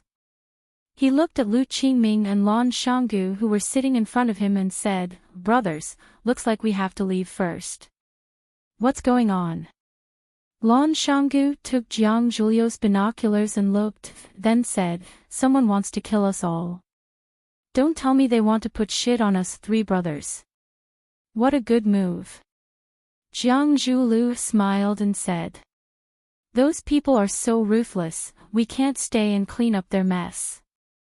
Lu Qingming also took the binoculars. This was the first time he looked at the top of the mountain with binoculars. After a few glances, he said, "Who are those people? They're so ruthless, they didn't just want to kill Fang Yan, right? But, since it's like this, it's probably too late for us to leave now, right? Who knew this would happen?" Lan Shanggu smiled bitterly. "If I knew this would happen, I wouldn't have come." Jiang Zhulu looked at Lan Shanggu with a smile and said, "Brother Shanggu, if Fang Yan really couldn't go back today, wouldn't it be easier for you to do business? Lu Chaoge isn't an easy person to negotiate with." Lan Shanggu shook his head and said, "If Fang Yan died, Lu Chaoge would be a toothless tiger. Other than having a fierce temper, what's the difference between him and a big cat?" Jiang Zhulu smiled and said. Lan Shanggu looked at Jiang Zhulu and said, "Even if Fang Yan can't go back tonight, isn't there an even bigger tiger standing behind Lu Chaoge? That tiger is a real tiger. That tiger is too far away from us. Unless Lu Chaoge moves his company to Beijing, as long as he stays in Huaqing, he can forget about leaving us brothers to get rich. This is the rule, no one can come." Jiang Zhulu, Lu Qingming, and Lan Shanggu looked at each other and laughed. A new alliance of benefits was formed. At the very least, at this moment, everyone present seemed sincere enough. If something happened to Fang Yan, Jiang Zhulu, Lan Shanggu, and Lu Qingming would all be suspects. If Fang Yan were to die, it would be the end of everything. Other than Fang Yan himself, no one else would come to seek justice for the group of dead people on the mountaintop. However, if Fang Yan didn't die, then things would be even worse. Who would Fang Yan suspect? They wanted to leave, but they couldn't. If they left in a hurry, wouldn't it make people suspect that they had a guilty conscience? Smart people like to complicate things, so what they had to do was to simplify things as much as possible. Jiang Zhulu clicked his tongue and said with some pity, "This fireworks show is even more exciting than the battle just now. It's a pity that there's no wine to accompany the meal. What a pity." Jiang Zhulu had already finished all the wine he brought, and the show was over. It was time to leave, but he didn't think that there would be another competition now. Clearly, he wasn't satisfied. Lu Qingming thoughtfully looked at the sky above his head and said, 9 out of 10 things don't go as one wishes. Who can be perfect? I always feel that we have enough. If we are too greedy, we will be punished by heaven. Look, isn't there a perfect example above us? Chapter 279. The top of One Sword Peak became hell on earth. After numerous rounds of indiscriminate gunfire, as well as the green liquid splashing all over the place, there wasn't a single place left intact on the mountain top. Rocks were broken, trees were burnt, weeds were blackened, insects and birds were all dead. From above, there weren't any signs of life at all. Some of the dried wood was being burned, letting out crackling noises. This was the only sound at the top of One Sword Peak. "Captain, are they all dead?" a team member asked through their helmet communicator. They originally only wanted to kill Fang Yan alone, but his resistance was so intense that they were afraid of being crushed to death by the rocks, so they madly fired at the top of One Sword Peak until they emptied all their weapons. They had lost their minds just now. According to their training, they weren't allowed to use up any more weapons after killing their target. They were supposed to keep at least 20% of their weapons for emergencies. This was the first time they'd ever done something like flattening an entire mountain in one go. Who told them to face a bunch of freaks that could fly around and shoot down airplanes with rocks? It should be, the captain cautiously scanned his surroundings, then finally made his decision and said, "They're all dead." The captain gestured with his hand and ordered, "Retreat." The team members received their orders and prepared to dive down. At this point, something unexpected happened. A rock whistled towards the back of a black-clothed pilot. The pilot was shocked and raised his shield to block it. Clang! With a dull thud, the black-clothed pilot and his shield were both sent flying by the rock. It wasn't until he flipped a few times in the air that he screamed in pain and fell down into the abyss. "Hurry up and retreat," the captain issued an emergency order. "There's clearly no one here, so why are there still rocks flying towards them?" Following that, a catastrophic scene unfolded. Dozens of rocks were flying towards them, not just rocks, but also knives, iron lotus seeds, leaves, iron thorns, all sorts of strange objects were flying towards them. "Wait a minute, what's with that string of prayer beads?" "Captain, my aircraft was damaged. Retreat. There's a lot of them. I need to replenish my weapons. The team members screamed out in pain.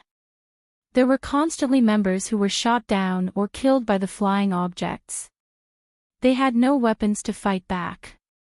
They wanted to escape, but the stones and hidden weapons followed them. The captain opened his mouth and was about to issue a new order when he suddenly found a rope around his neck. Panicking, he piloted the aircraft and prepared to escape. As soon as the aircraft flew over the canyon, a woman in black jumped up with a whoosh. She stepped on her shoulders like a heroine who was riding a flying beast to fight with humans. Yiwen's short hair danced in the wind. She tied the whip around the captain's neck, and with a slight lift of the whip, the captain had to change direction according to her wishes. The captain felt extremely humiliated, but the rope was so tight that he couldn't breathe, let alone make a forceful counterattack. He took off his leather gloves and quietly reached into his pocket. There was still the last silver bullet.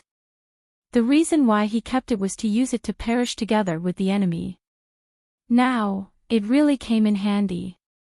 His arm went numb, and the silver bullet was in the hands of that hateful woman. Yiwen squatted on the aircraft behind the captain, holding the silver bullet, and asked, "As long as you press this red button, the bomb will explode. Is that right?" The captain's eyes were filled with fear, but he was unwilling to answer Yiwen. Yiwen took off the captain's helmet and said, "Let's do an experiment." She pressed the red button and stuffed the silver bullet into the captain's mouth. The rope around his neck disappeared, and the captain felt a lot more relaxed. Even his breathing became normal.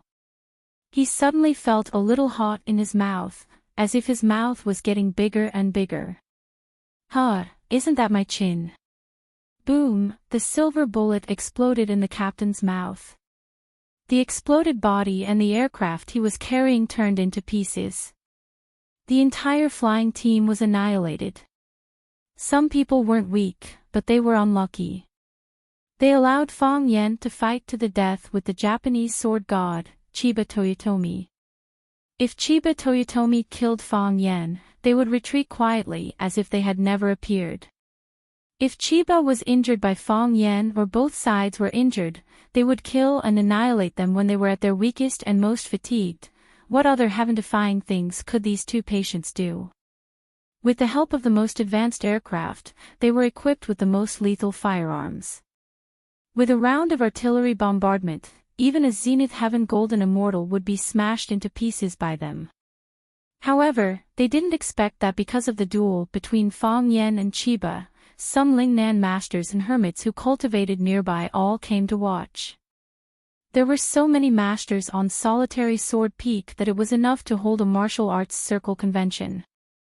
They used submachine guns to kill Fang Yen, which was equivalent to killing all those masters at the same time. These masters were more arrogant and unruly than the other. How could they be willing to be bullied for no reason? It was only natural for them to fight back when they got the chance. Therefore, the people in the arsenal and the people behind them didn't expect that they would offend such a group of lunatics and get such a miserable result. God will take care of those who are despicable, Fang Yan thought happily in his heart. If they weren't so despicable, they could still be good friends. At this time, all kinds of strange people crawled out from all kinds of unexpected places.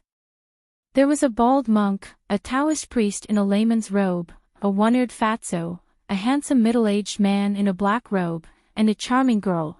Yi Gentle was fine, and so were Phoenix and Chiba Sun. Fong Yingying and Fong Haohan also crawled out from the corner, but they looked too disheveled. Of course, there were so many masters present that all looked disheveled. Fong Yingying and Fong Haohan trotted over and asked with concern, "Junior Martial Uncle, are you okay?" "I'm fine," Fong Yan said with a smile. "I didn't even have time to make a move before those guys were all killed," Fong Haohan said with a smile. "Hee, they brought this upon themselves. Good people like us will naturally be blessed by God and live a peaceful life," Fong Yingying said with a proud smile. Chiba Sun looked around for her father. Phoenix walked over and said, "These people had a good idea. Unfortunately, their luck wasn't that good. It's fine if they wanted to kill me, but they even bullied my idol seniors. This is too much," Fong Yan shouted with a face full of anger. "Arsenal, I will not live under the same sky as you guys. If I don't take revenge, I'm not a man." Phoenix glanced at Fong Yan and said, "All right, stop pretending to be angry. You're so happy that you can't even close your mouth, right? Didn't you shout out the name of the arsenal to let those old guys who were bullied hold a grudge against them? Now you've achieved your goal, haven't you?" Fong Yan secretly glanced around and whispered to Phoenix, "Don't tell anyone. That arsenal is too powerful, I can't deal with it alone. I have no reason not to do it if I can make a few enemies for them. Besides, they really want to kill everyone on the top of this mountain. I'm not lying. I won't say that. As for whether others will say it or not, I don't know.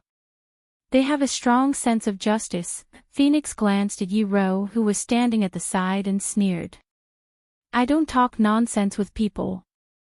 Yi Ro looked at Phoenix's provocative eyes. "If I'm not satisfied with someone, I'll just beat them up.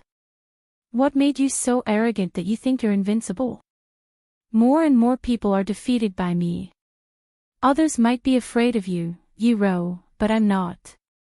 You're the #1 in Nejiang, aren't you just bragging? If you're not convinced, you can try. Anytime, I say." Fong Yan wanted to mediate. "Today is a big day, there's no need to be so contradictory, right?" "Shut up," Phoenix and Yi Ro shouted at the same time. Fong Yan looked up at the sky, a little helpless in his eyes. The bald monk spat at the sky, strode to Fong Yan, and shouted, "Fong family's boy, eat my fist. If it weren't for you, I wouldn't be in such a sorry state.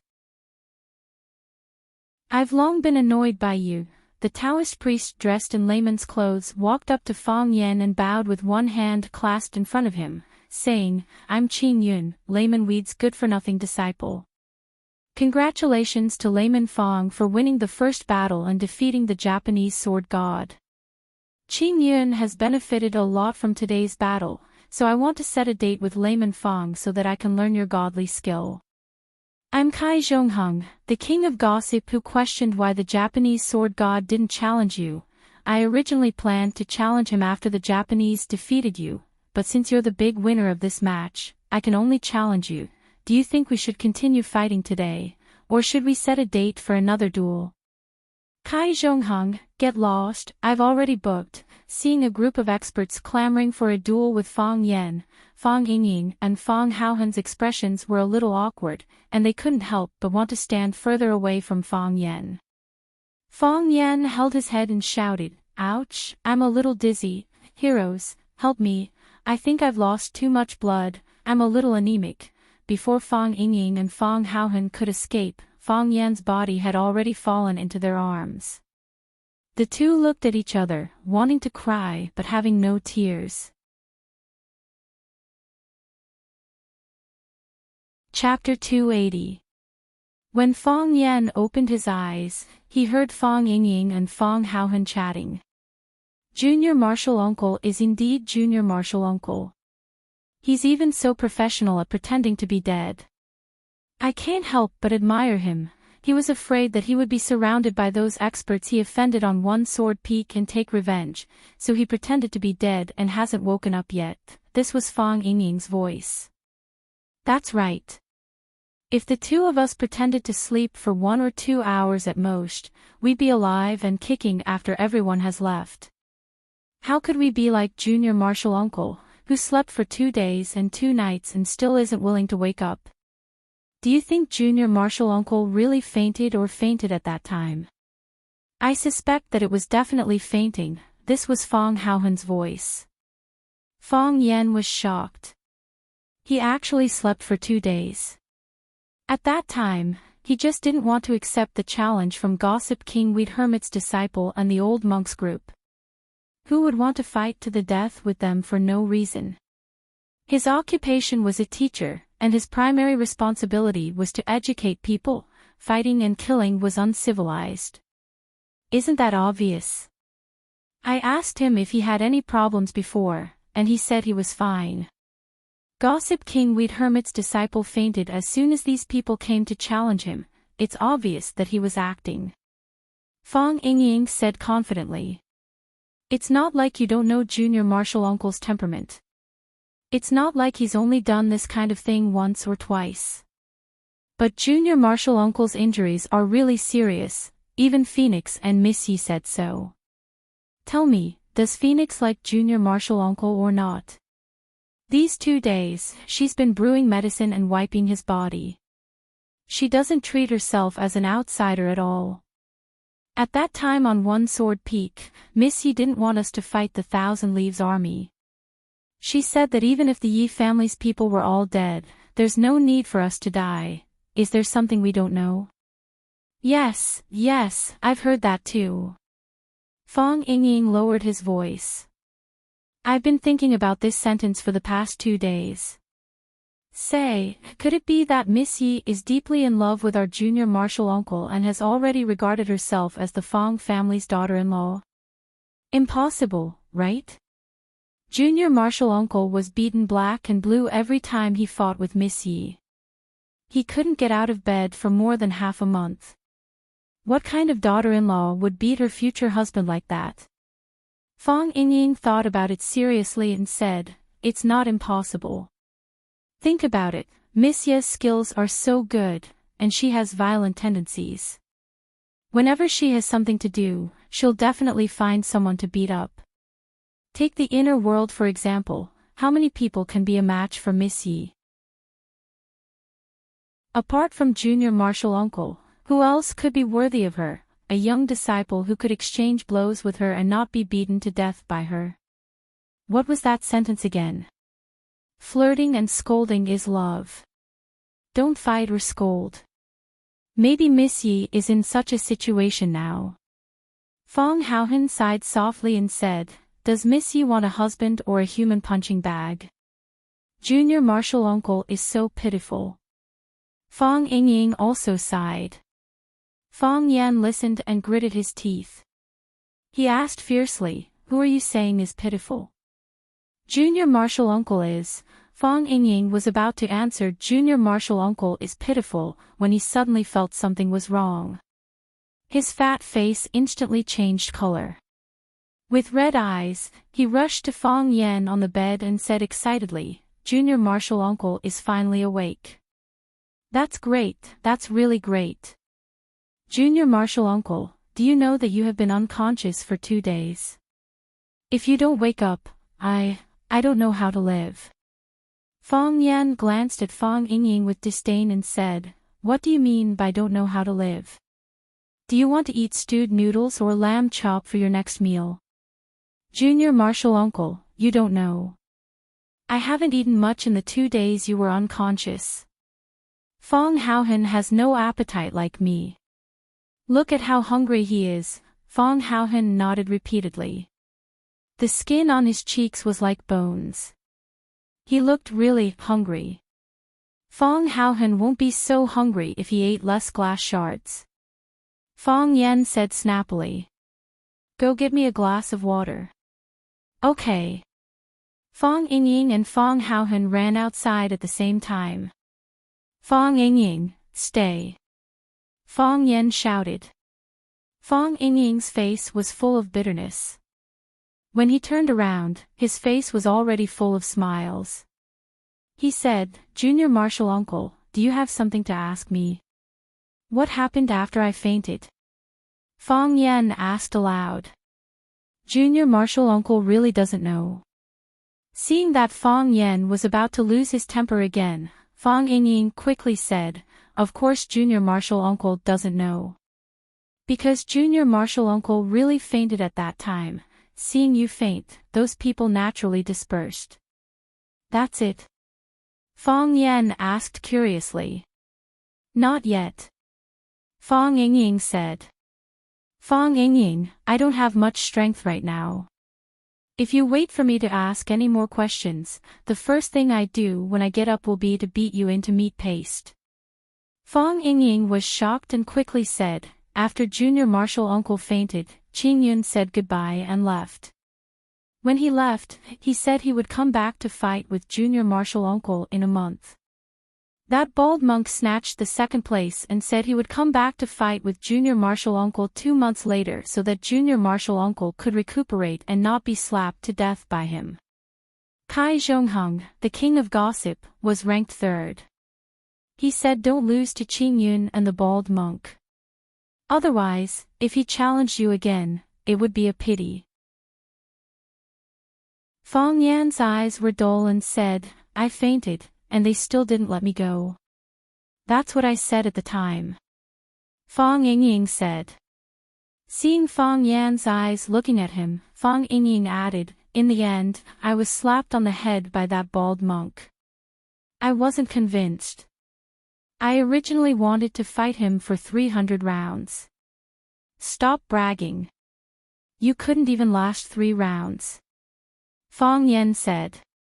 Fong Yingying grinned and said, great minds think alike. When I saw that I couldn't beat him, I didn't take the initiative to hit him. Can someone like you be considered a hero? My name is Hero. Fong Haohan brought the water over. After drinking a large cup of warm water, Fong Yan felt much better. He asked Fong Yingying and Fong Haohan to help him up. Seeing the gauze wrapped around his chest, he knew it was the work of a girl. He said, this is from the phoenix bun. Yes. The phoenix cleaned your body, stitched your wounds, applied ointment for you. She also helped you shave and dig out your earwax. Where's Hero? Fong Yan asked. When Miss Yi came, the phoenix was cleaning your body, stitching your wounds, applying ointment, shaving your beard and digging out your earwax. She probably felt that she couldn't find anything to do, so she turned around and left. Fong Yan smiled bitterly and said, why? Why what? Fong Yingying asked in confusion. What do you know? Fong Yan shouted angrily. Everything was done by the phoenix. What did you 2 idiots do? Fong Yingying and Fong Haohan looked at each other. Fong Haohan said bitterly, we're too stupid. That's why we can't do anything. We can only sit there and watch over Junior Marshall uncle. No wonder people say that stupid people have stupid luck. However, some people are really stupid. Some people are just pretending to be stupid. Knock, knock, knock. Fong Yingying went forward and gently knocked on the door. Creak. The wooden door of the small courtyard was pulled open. Qing Yin saw Fong Yan, Fong Yingying, and Fong Haohan standing at the door. He asked cautiously, "What do you want?" Qin Yin's Huaxia language was still not good. It took a lot of effort to understand what he was saying. Fang Yan waved his hand to tell Qin Yin not to be nervous. He said with a smile, "I'm here to see your master." Qin Yin hesitated. A man's voice came from behind. "Qin Yin, an important guest is here. Invite the guest in." Qin Yin stepped to the side and made an inviting gesture. Chiba Shinobu stood in the courtyard. He was wearing a wide-sleeved robe. His skin was fair. He didn't change much from when they first met. However, Fang Yan could still feel the gloomy and dejected aura from him. He had lost something very important. Domineering. The sword god of Japan, the #1 martial artist in Japan, had lost his domineering aura. This was obviously a very regrettable thing.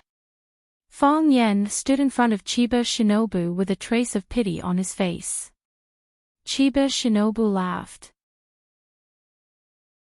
"He's just a loser." "Why are you troubled, Fang Yan-san? You didn't lose in swordsmanship. You lost in the way of the world," Fang Yan said. "Japan is still too small.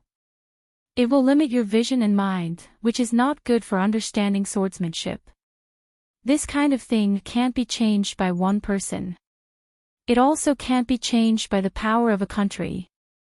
Japan once had the chance to rise to the sky in one step, but it failed. Failure is inevitable," Fang Yan said with a smile. "You've come to Huaxia. You've stepped on the land of Huaxia. You've seen it with your own eyes and heard it with your own ears. You should know how cohesive and hardworking this nation is. Do you know why we're called the descendants of the dragon? Because our ancestors had such expectations for us. They hoped that all of us would be like dragons. One dragon can turn the world upside down. What kind of power and miracles can 3 billion dragons exert? You'll see it. People all over the world will see it." Chiba gently shook his head and said with a smile, "Fang Yan, don't tell me how big your country is, and don't tell me how outstanding your people are. The East Asians are just as outstanding, and they work just as hard. But I'm still not optimistic about its future. The reason why I'm not optimistic is that Japan lacks young people like you. What they lack is not one, but a group," Chiba Shinobu said with a sad expression. "If we also have a group of young people like you, who are brimming with talent, hot-blooded, fearless of death, and brave to meet any challenge, our future will be better than it is now. Unfortunately, we don't.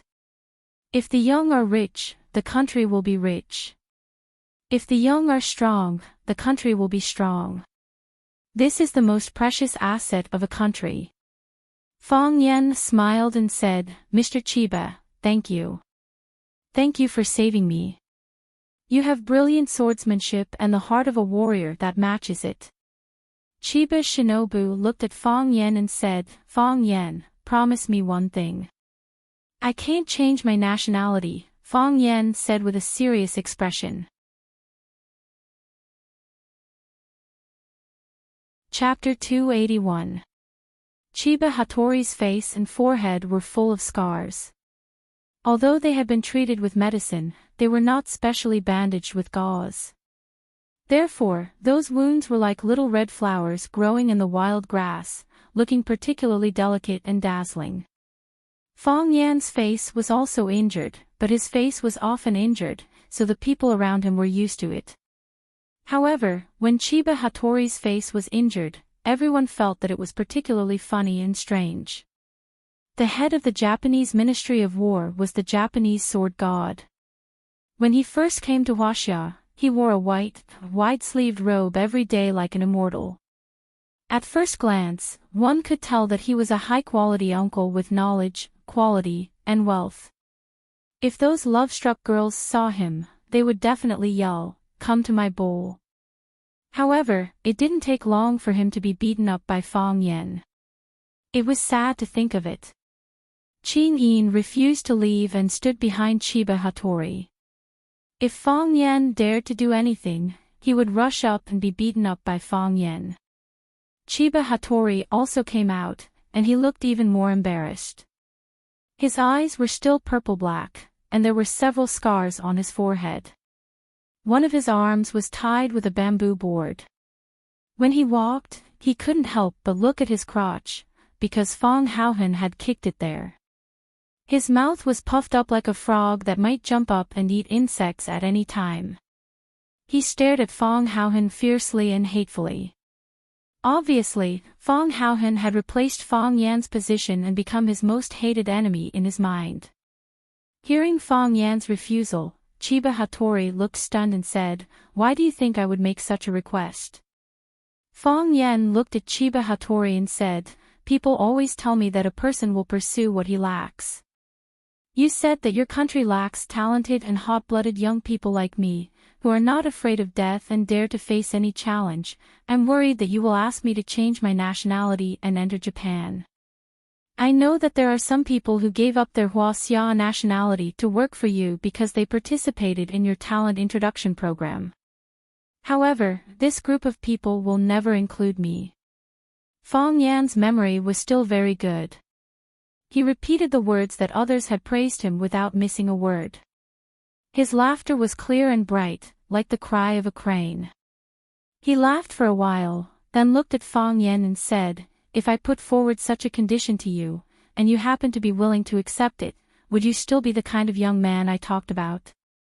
"Lord Fang Yan, 99% of the things in this world can be sold and sold, only moral integrity is difficult to value." "What kind of moral integrity is it if it can be evaluated? Do you think I have integrity?" Fang Yan couldn't help but laugh. "Yes. I think so too," Fang Yan said. "I just want to ask my international enemy to confirm it for me again. Because my grandfather told me that the person who understands you the most will always be your opponent." "Your grandfather is right," Chiba Hirobumi said. Fang Yan looked at Chiba and said, "When you suddenly jumped, I thought you hadn't given up, so I sent you flying. Later, when I saw the black shadow in your eyes, I realized that you were trying to save me. I'm very curious.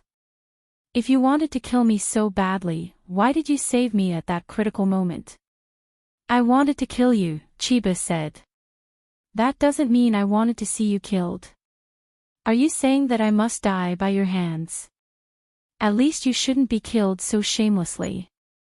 "You are also a person with integrity," Fang Yan commented. "If it were you, would you have saved me?" Fang Yan looked around, then lowered his voice and said, "I won't hide it in front of you. I wouldn't. Because at that time, I was defeated by you, and my heart was filled with hatred. I was thinking about how to stab you and punch you. If someone else did it for me, I wouldn't blame them for not telling me in advance. Besides, I'm afraid of death. What if you don't like me and finish me off with a stab?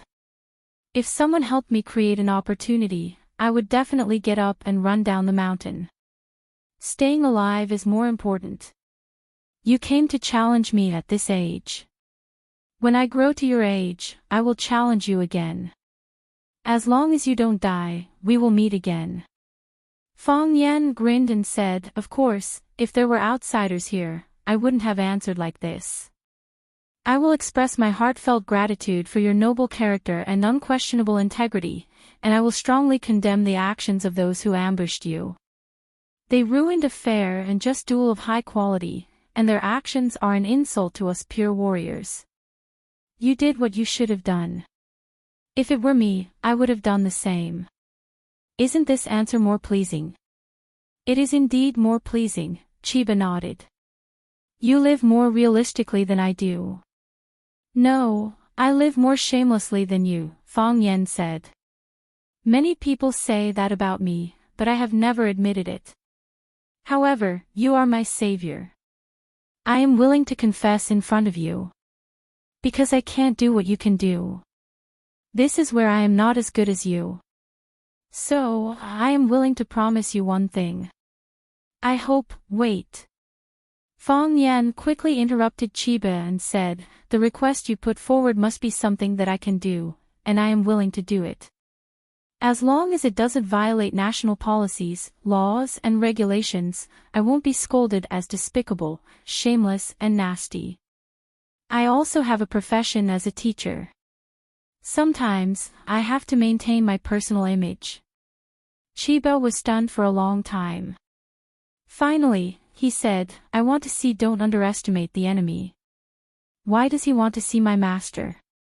Is it because he was defeated by Junior Martial Uncle that he is not convinced and wants to challenge my master? Fong Yingying asked with a puzzled face. He is courting death. Fong Haohan made an accurate conclusion about Chiba's behavior. Fong Yan's face was gloomy. He said, he is an opponent worthy of respect. Fortunately, there is only one Chiba in Japan. When the three returned to the school, the gate of the small courtyard was wide open.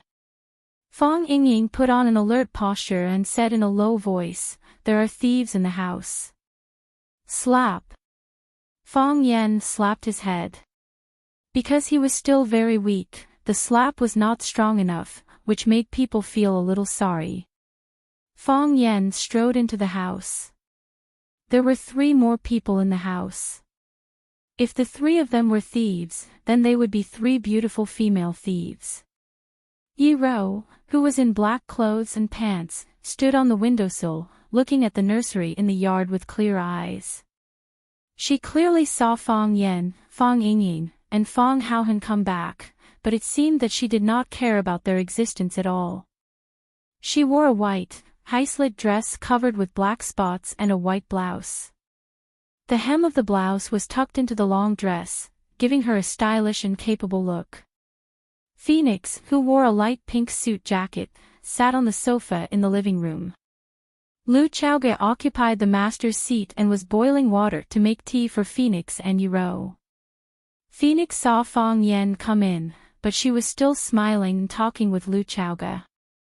She said, you are very skilled in making tea. It seems that you do this kind of thing often. I like to drink tea. Lu Chaoge had a soft smile on her face. It was neither hot nor deliberate. But Fong Yan's understanding of the tea ceremony is far above mine. When we first met, he took out the tea I served to him and made clear comments.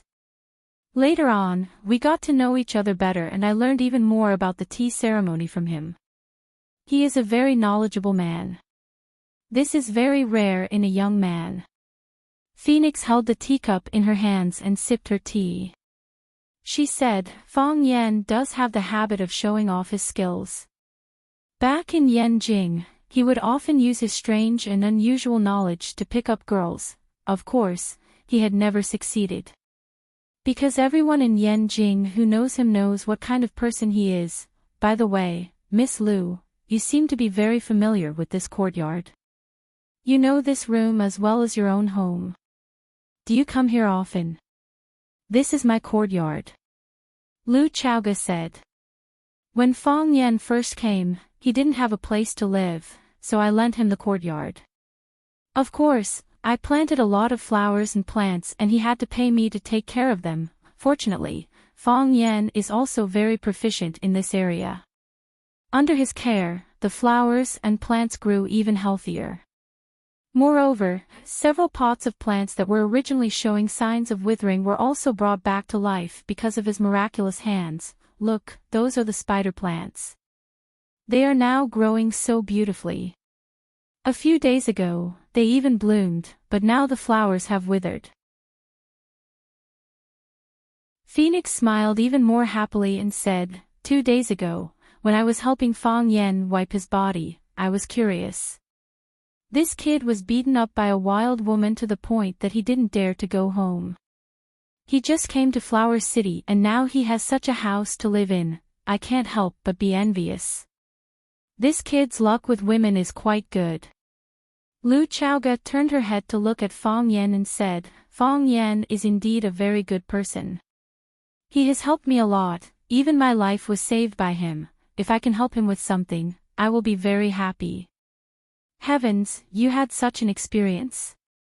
Phoenix asked in surprise. My life was also saved by him. I don't know if he has told you about it, but we are childhood friends. It is not an exaggeration to say that we are childhood sweethearts. It was a snowy winter and we went ice skating together. I accidentally fell into a hole in the ice, and it was Fong Yan who jumped in first to pull me out, although people later said that he deliberately used Tai Chi wave to shatter the ice. I don't believe that he would do such a thing. That day, it was raining heavily. Fong Yan and I were eating at Sky No. 1 in Flower City. When we came out, it was already very late and the rain was very heavy. Suddenly, a car rushed over from behind. Fong Yan stood at the side and listened. The two women were not stingy with their words of praise for him. If he had not heard it with his own ears, he would not have known that he was actually so handsome and charming. However, Fong Yan did not feel happy at all. What were these two crazy women trying to do by showing off their affection in such a high-profile manner? Chapter 282. There must be a reason for something abnormal. Fong Yan understood Lu Chaoga, and he also understood Phoenix.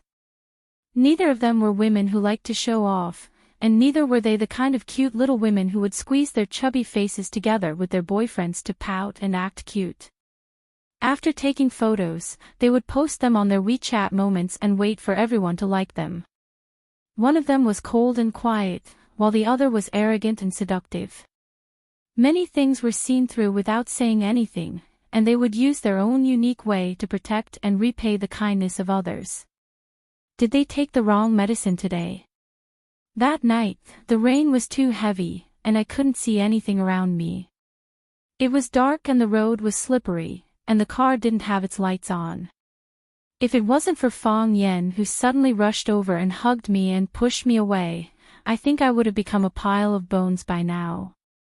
That was the first time I realized how close death was to me. This time, it wasn't just to show off their love. Even Phoenix could hear Lu Chaoga's indescribable gratitude and trust towards Fong Yan from her narration. Although it was dangerous to be a hero saving a damsel in distress, the reward was also relatively rich. Of course, that was under the condition that you weren't too ugly.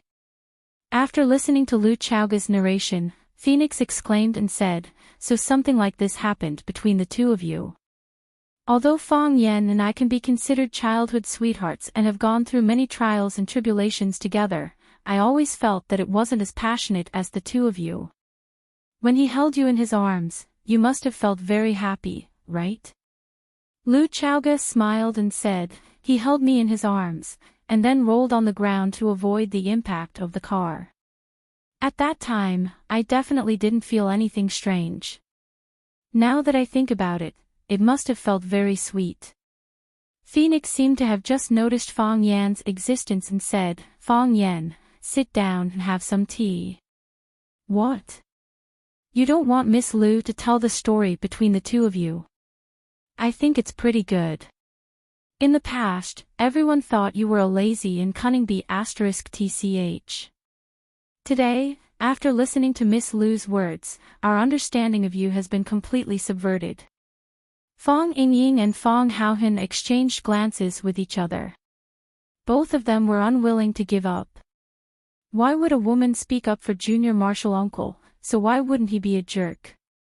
Junior Marshal Uncle has been guiding the industry trends, okay? "Now I feel that you are a loyal and righteous bitch," Phoenix praised. "I've never thought that something like this would happen to you. You will be willing to do anything for a person, for a woman." As she said that, Phoenix looked at Fong Yan with a slightly resentful expression. She didn't know if she regretted that the brave Fong Yan didn't belong to her, or if she blamed Fong Yan for not changing for her. Fong Yan walked to Lu Chaoga's side and sat down, saying in a deep voice, "What exactly do you two want?" "Don't tell me it's for my own good." Phoenix glanced at Fong Yan and said, "I'm praising you. Can't you tell?" Two strangers meeting for the first time, naturally we need to find some common topics, the only thing we have in common is you. So, we naturally have to talk about you. What's so hard to understand? You heard it from the side. Did we ever say anything bad about you? Didn't you see it just now, when Miss Luz said that you pushed her away from the front of the car? Her eyes were red with emotion. You didn't arrange the car that caused the accident, right? Phoenix giggled and said, of course not. I believe that the ice wasn't broken by you, and I also believe that you didn't arrange the car. You're such a coward. Even if you wanted to be a hero to save the damsel in distress, you wouldn't do such a stupid thing. Why is there so much sweat on your forehead? Do you feel uncomfortable? It's not that I want to criticize you, but your chest injury is so serious. Before you recover, don't run around. Lu Chaoga didn't pour tea for Fang Yen. Instead, she cleaned the cup, poured a cup of water, and placed it in front of Fang Yen, saying, I heard that you're injured, so I came to see you. Your wound hasn't healed yet. Don't drink tea, drink more water. Phoenix praised and said, Miss Lu really knows how to take care of people, much better than those women who only know how to fight and kill. Yi Ro frowned slightly, her fingers grasped hard, and a piece of blue brick above the window was pulled down by her. She didn't look back, but with a flick of her wrist, the brick flew towards Phoenix, who was sitting on the sofa in the living room. Whoosh, as the brick flew, sand and dust fell. Phoenix pointed her finger, and the cup of hot tea in her hand flew towards Yi Ro. The brick and the teacup brushed past each other in the air, and Phoenix raised her hand to catch the brick, while Yi Ro chopped with her palm, and the teacup flew towards Phoenix at an even faster and fiercer speed. Phoenix extended her hand to receive the teacup. However, just as her fingers made contact with the teacup, a cracking sound rang out. The teacup exploded into pieces and the tea inside splashed all over Phoenix's slit dress. Obviously, Yi Ro had added a calming force to the tea, and when another force tried to touch and control the teacup, that force immediately counterattacked. As a result, the two forces collided, and the teacup shattered. This was not something that could be done by someone with great magic. Fang Yen could do it, but Fang Yingying and Fang Haohan definitely couldn't do it. Phoenix was furious. She slammed her palm on the tea table in front of her, jumped up high, and kicked Yi Ro's back with her golden high heels. Yi Ro tilted her body, and Phoenix went out through the window. As Phoenix passed by Yi Ro, she grabbed the scarf around Yi Ro's neck. Yi Ro tiptoed, and followed Phoenix out of the yard. Bang bang bang, this was the sound of their fists and feet colliding. Crack, crack, this was the sound of a branch breaking. Clink, clank, clank, this was the sound of a flower pot in the nursery falling to the ground and shattering. Fang Yen sighed softly, and continued to drink the warm water inside the teacup. He had sweated a lot just now, and he was indeed a little thirsty. Lu Chaoga was shocked and said, they're fighting, aren't you going to go and see? I don't dare to go, Fang Yen said. Why? To calm them down. Otherwise, they'll team up and beat up the third person who breaks in, Fang Yen said. But Lu Chaoga couldn't imagine it. How could these people fight just because they wanted to?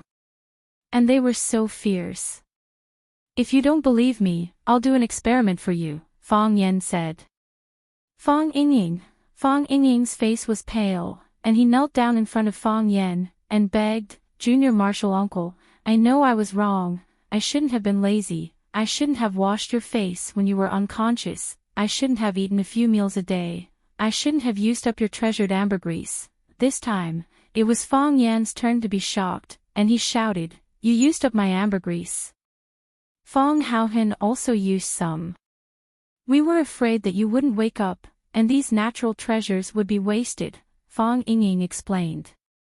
So, Fang Yen kicked Fang Yingying out. Soon enough, Fang Yingxiong flew back screaming in pain. In the process of entering and exiting, his face and body were punched countless times, and his eyes were like panda eyes.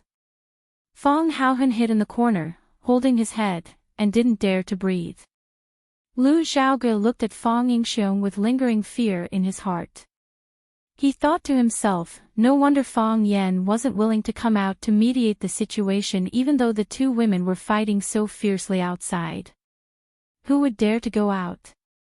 But I'm sitting with these two women, drinking tea, chatting, and arguing. If they fight, even my bodyguards don't dare to warm up for them, right? The fight between Yi Ro and the phoenix became more and more intense, and the flowers and plants in the yard suffered. Lu Xiaoge's expression became more and more unsightly as he heard the clanking sounds of jars breaking. Those were her painstaking efforts. Yi Ro used her whirlwind kick, and as her body rolled, she kicked 108 times in a row. When the phoenix tried to block, it revealed an opening, and Yi Ro kicked it away. Clang! The phoenix's body hit the wall heavily, and a trace of blood flowed from the corner of her mouth. But with the help of the rebound, she rushed toward Yi Ro again. Bang! The phoenix punched Yi Ro in the stomach, and Yi Ro took a few steps back. Seeing the phoenix chasing after her, she tiptoed, and a large piece of sharp porcelain scraped toward the phoenix's face. The phoenix turned 90 degrees, and while dodging the attack of the porcelain, she also lost the best chance to knock down Yi Ro. The two distanced themselves from each other, and looked at each other with hostility. The number one in the inner world is just a so-so. The phoenix sneered. I've been wanting to fight with you for a long time. In that case, why did you make me wait until now? I just didn't get the chance. Good food is not afraid of late, and now I have the chance, right? I hope you won't let me down. But you, the number one in the inner world, have already let me down. Yi Ro didn't want to stop. She tiptoed, and her body flew up again.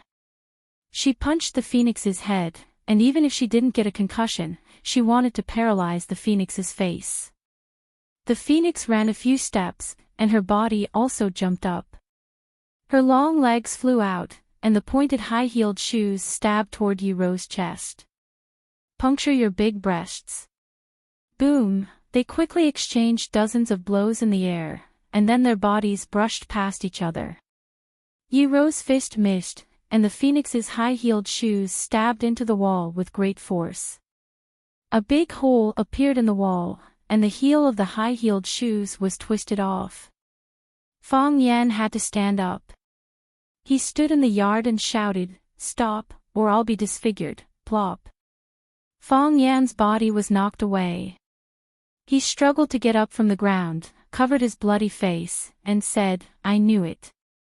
I'll be disfigured if I keep hitting."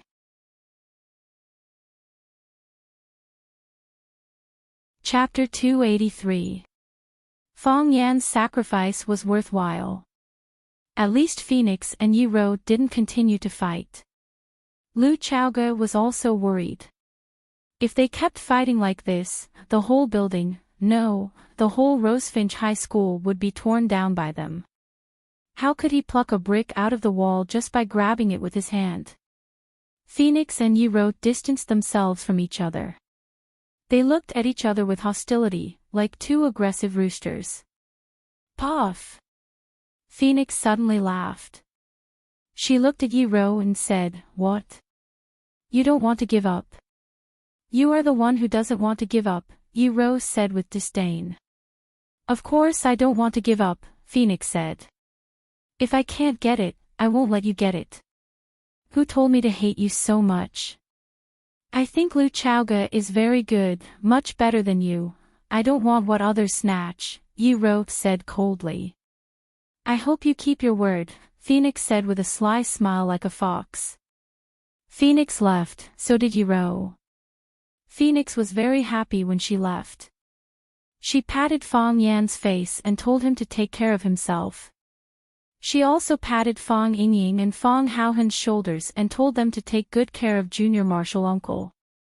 In fact, Fong Yingying and Fong Haohan also wanted her to pat their faces. They had even prepared their faces in advance. Unfortunately, Phoenix didn't let them get what they wanted. Phoenix also chatted with Lu Chaoga for a long time.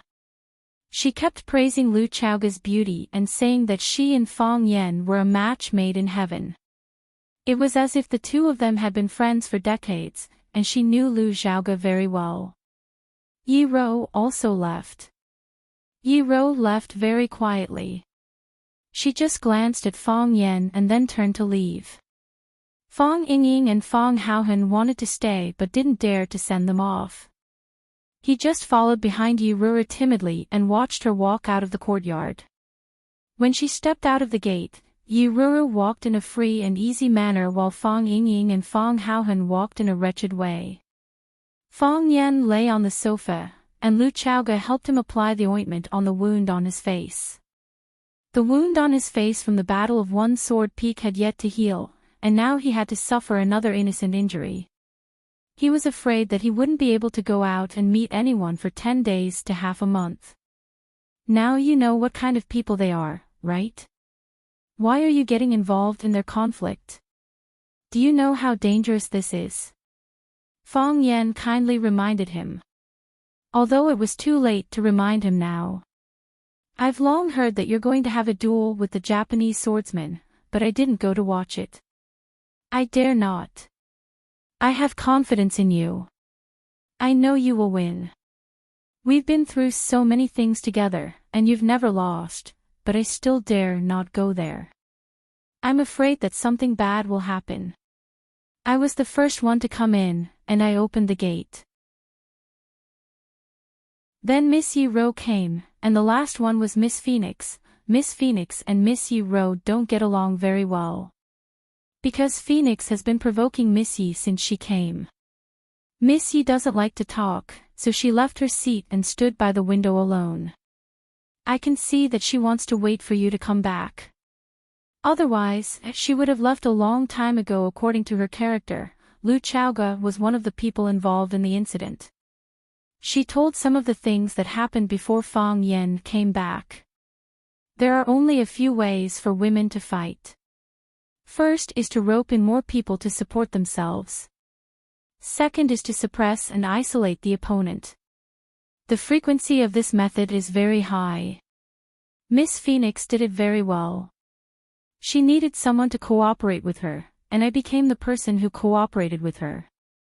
Seeing Fong Yen frown, Lu Chaoga smiled and said, Miss Phoenix is a person who can be easily seen through, but it's hard for Miss Yi to let others know what she's thinking. Since Miss Phoenix wants to provoke her, why don't I help her? In this way, I can see a more real Yi Rou. Did you see it? Fong Yen asked. I saw it. Lu Chaoga put the medicine box and the medicine box on the coffee table. What did you see? Miss Yi is simpler than Miss Phoenix. Lu Chaoga said. Fong Yen smiled and said, didn't you say you don't understand? Miss Yi is quiet and serious, which makes people feel that she is cold and arrogant, and keeps people thousands of miles away. This kind of first impression is not good. Lu Chaoga explained. On the contrary, Miss Phoenix is warm and generous. Although she is extremely arrogant, she is good at making topics, which makes people feel like a spring breeze when they get along with her. There is also a trace of joy in your heart. You feel that even such a charming woman is willing to be friends with you, and you feel respected and loved. In this case, shouldn't you like Phoenix more? I don't hate Phoenix because she lives a heavy life. A dancing phoenix wearing shackles, no matter how beautiful she is, can't fly to the Chinese parasol tree. But I like Miss Yi more. Why? Fong Yen sat up straight and looked at Lu Chaoga with some doubt. To be honest, Yi Rou's relationship with others had always been very bad. Whether in the Jianghu or the Jianghu, as long as they were familiar with her, they would eventually fall in love with Phoenix. She was too cold, too arrogant, too strong, and too violent. It would be strange if such a person had friends. Therefore, Yi Ro had always been excluded from various circles since she was a child. Fong Yan, Bai Xiao, and other friends of Phoenix Bailey Lu often went up the mountain to catch birds, went into the water to catch fish, went skiing on the ice, and fought sharks in the sea, but Yi Ro was never there. Everyone had heard of Yi Ro. Everyone knew about Yi Ro. But no one had ever asked them to play with Yi Ro. Of course, the person who hated Yi Ro the most at that time was Fong Yan. Because he was the most direct victim. Young people cared about their reputation, especially those who thought they were good at fighting. If anyone dared to scold them or spit on them, they would fight with their lives. Yi Ro often beat him up like a dog, and he would go to Phoenix for help with all his wounds. There was even a long time when Fong Yan stubbornly blamed the failure of his first love on Yi Ro, because no woman would like an idiot who was always beaten black and blue and couldn't get out of bed. Today, he heard someone say good things about Yi Ro, which really surprised Fong Yan. Because how bad can a woman who doesn't even know how to express her love be? Lu Chaoga said. I can't see Phoenix clearly, but I can see Miss Yi clearly. She likes you. Fong Yan was stunned. Lu Chaoga sighed softly and said, Don't pretend you don't know.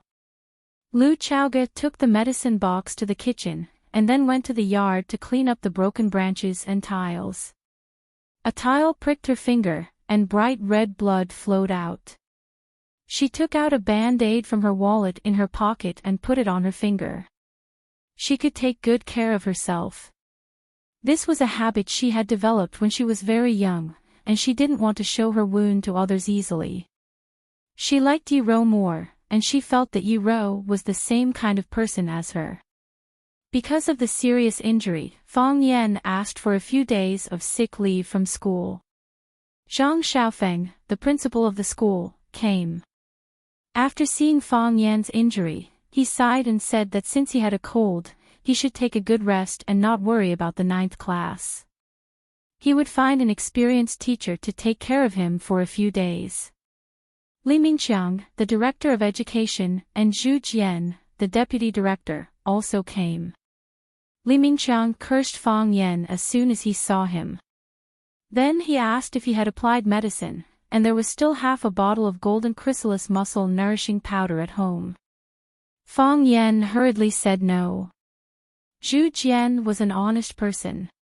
He asked in a low voice what happened to Fong Yan's injury, if he had quarreled with his girlfriend, and when he would take his sister-in-law to dinner. Because of Fong Yan's special status in the school, almost all the middle and senior leaders of the school came during his days off. Huang Haoran, Tang Qing, and Suing also came. They came to visit Mr. Fong on behalf of the students of the 9th class. What's more, he came with several fruits in his hands. Huang Haoran deserved to be the son of a journalist. As soon as he saw Fong Yan, he exclaimed and said, Mr. Fong, Director Li said that you had a cold and had to ask for a few days off. Why was your face beaten like this? Who beat you? Did you call the police? Tang Qing smiled and said, I know the reason, but I won't say it. Suing glared at Tang Qing angrily and said, Tang Qing, you're so annoying. It's fine if you don't know, but if you know, you won't share it with us. What kind of classmate are you? Tang Qing looked at Suing and said, It's not that I don't want to say it, but Mr. Fong definitely doesn't want me to say it. Mr. Fong, don't you think so?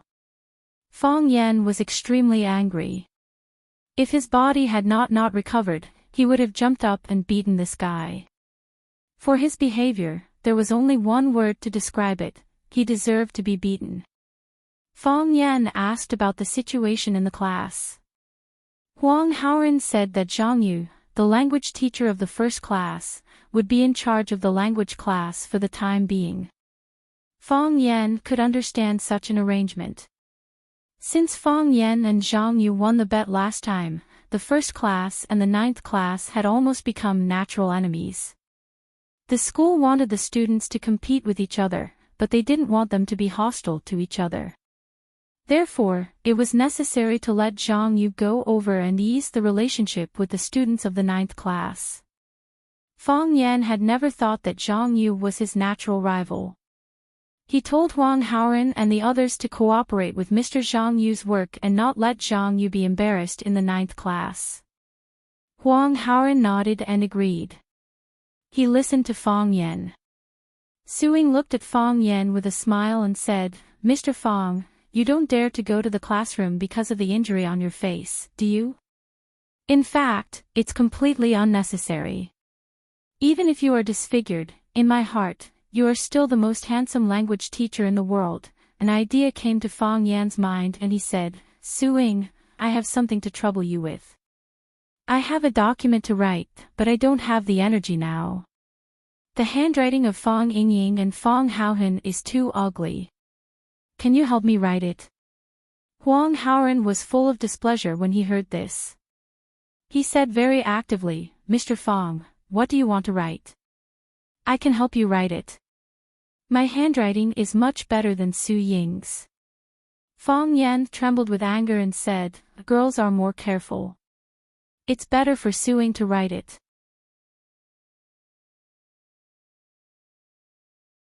Chapter 284.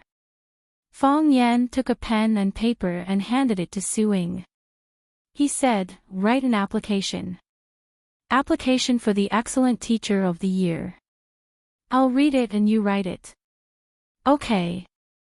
Suing agreed readily. It was rare for Mr. Fang to ask his students to do something, which was something to be proud of. Application. Dear School Leader, I'm Fang Yan, a language teacher in Class 9, Grade 1. My name may be a little strange to you.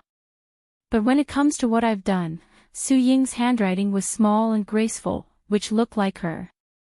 However, it was not the handwriting that Fang Yan was looking for. Fang Yan looked at Suing and said, "Suing, you're amazing. I didn't expect your handwriting to be so beautiful. I don't believe that you can write such beautiful handwriting with your left hand. Write with your other hand." Suing looked up at Fang Yan helplessly and said, "Mr. Fang, why do I feel that you're up to no good? Are you looking for a criminal suspect or a girl who wrote you a love letter?" Huang Haoren and Tangqing also looked at Fang Yan suspiciously.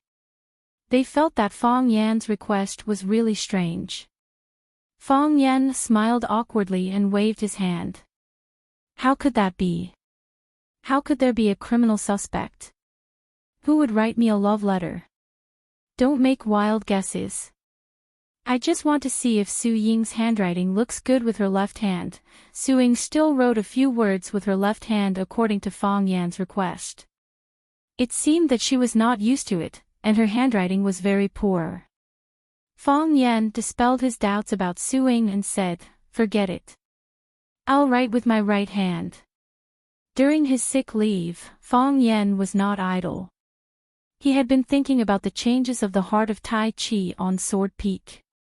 He knew that the reason why the Taiji heart could sense the outside world was because of the existence of Qi. Every object had a vital energy or vitality. As long as they breathed, had a temperature, or swayed with the wind, the heart of Taiji would be able to picture them in his mind. However, from pictograms to lines, was this a sublimation or a regression? Fang Yan crooked his finger at Fang Yingying and said, "Hero, punch me." Fang Yingying shook his head and said with a smile, "Junior Martial Uncle, this is not good, right? You are my most respected and beloved martial uncle, how could I hit you? If I tell you to hit him, then hit him. Stop talking nonsense. Should we ask Fang Haohen? If you don't do it, I'll hit you." Fang Yingying had no choice but to punch Fang Yan's head. Bang! Fang Yingying's body flew backward, rolling around in the yard like a meaty ball. He struggled to get up from the ground, clutching his stomach and crying, "I knew it, I knew it. Junior Martial Uncle, you are biased. Why do you always hit me but not Fang Haohen?" Fang Yan sighed softly and said, "Fang Haohen is too thin. I don't have the heart to hit him." Through this practice, Fang Yan found that his defensive ability had been strengthened again. In the past, when he was defending, he would take the initiative. When danger came, he would sense it and start to defend and counterattack. Fang Yingxiang hadn't sensed any danger yet, but he had already sent the enemy flying. Of course, it was mainly because Fang Yingxiang was too weak. If the enemy was an expert like Qinya, it would be more troublesome. However, Fang Yan was not in a hurry to verify it. His body was still very weak, and his damaged body had not been fully recovered. If he challenged the Qinya of the army or an expert at the same level as him at this time, he would probably die. The happiest thing during this time was Xia Tian's return. When she came back, she also brought her production team and the two little girls, Jiang Qin and Yuan Lin. Jiang Qin was a little thinner than when she left, and Yuan Lin was a little fatter than when she left.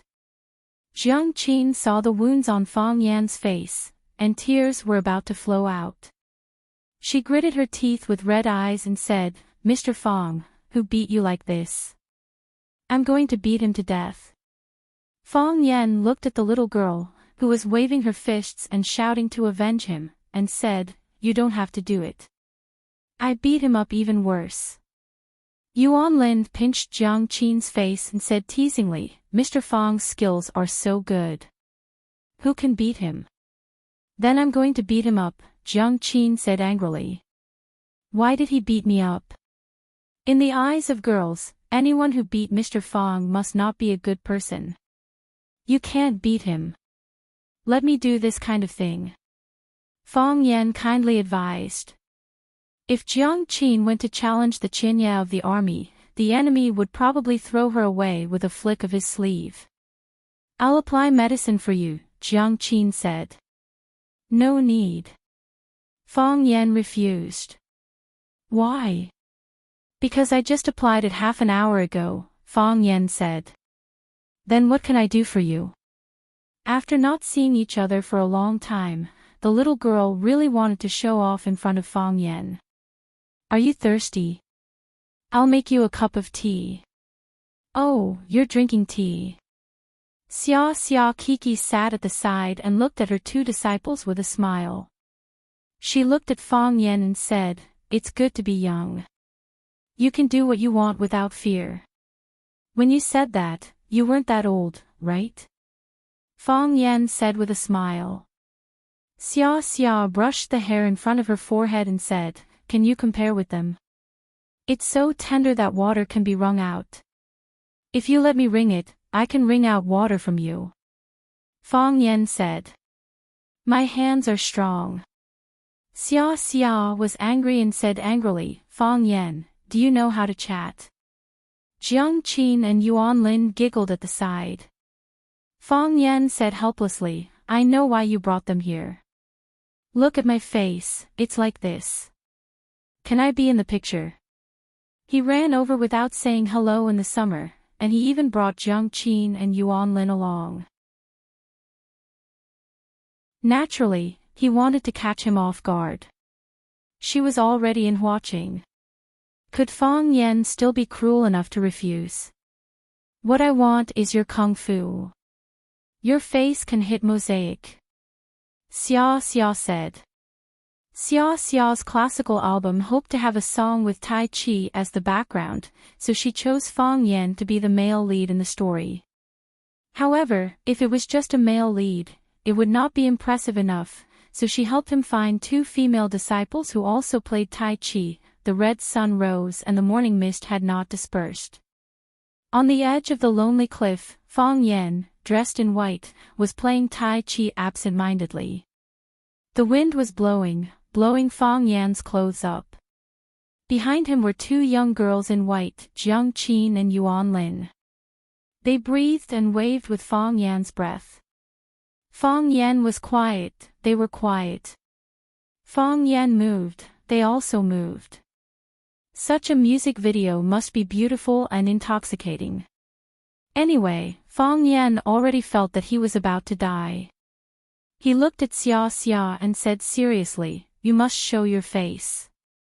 When Sister Lee was washing clothes by the patio in the yard, she suddenly heard someone shouting, "Mom." Sister Lee thought that she was hallucinating. Since Jiang Qin left, she could often hear her daughter standing at the door of the small courtyard shouting, "Mom, I'm back." She shook her head and sighed, saying, "If I had known, I wouldn't have sent the child so far away. What's the point of being a star? Isn't it 100 times better to be by her side? I have to call my dear again later. I don't know if it will delay her practice." "Mom, I'm back." A soft body suddenly hugged her from behind and said happily. Auntie Lee was shocked. Then, she realized that her precious daughter was really back.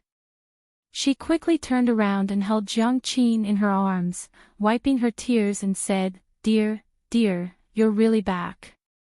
I thought I heard wrong. Mom, I'm really back."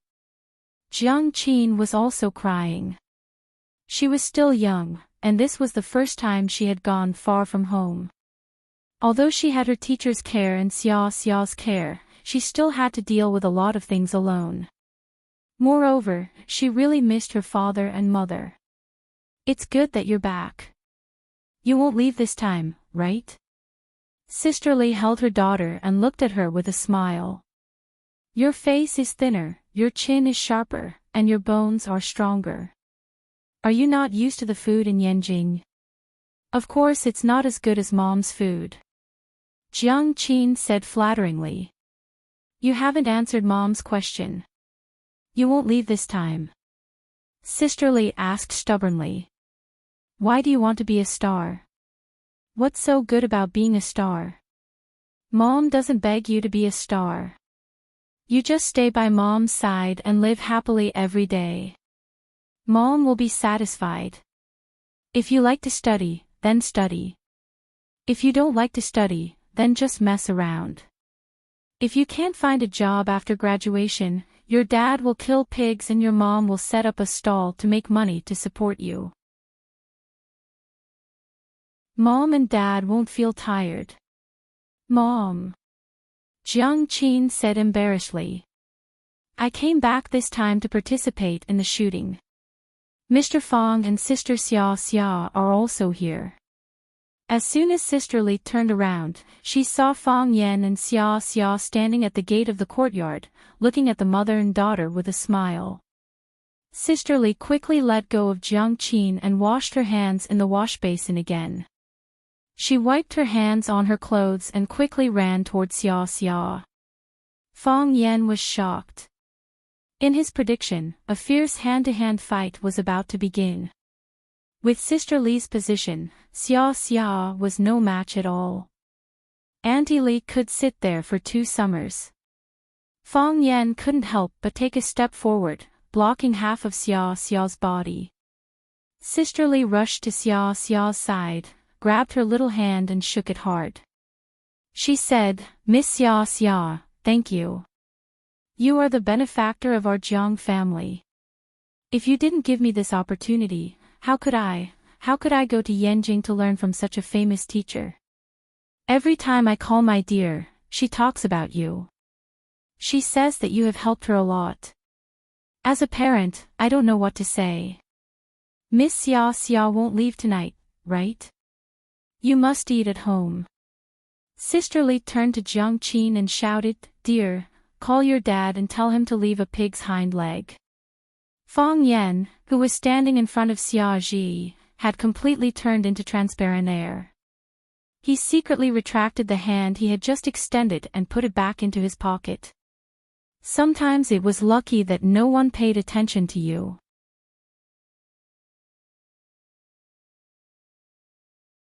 Chapter 285. Jiang Dehai was an honest person.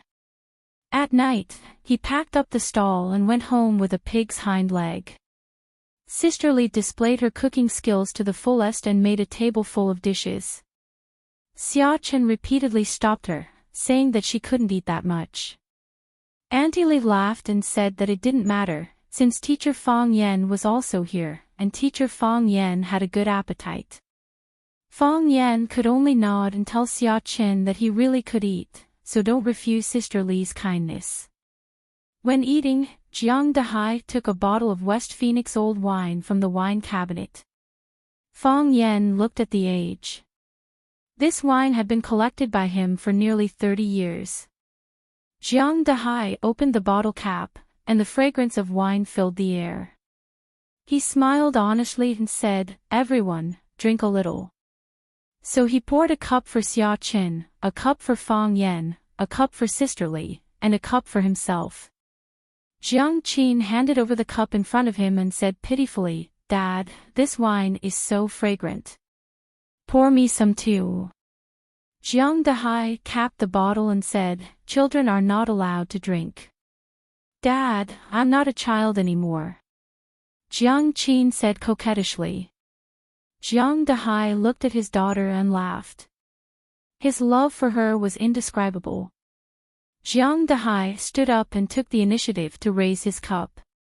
He said sincerely with a serious expression, "Thank you, Miss Xia. Thank you, Teacher Fong Yen. I have no ability as a father. I can only kill pigs. My daughter Jiang Qin, please take care of her."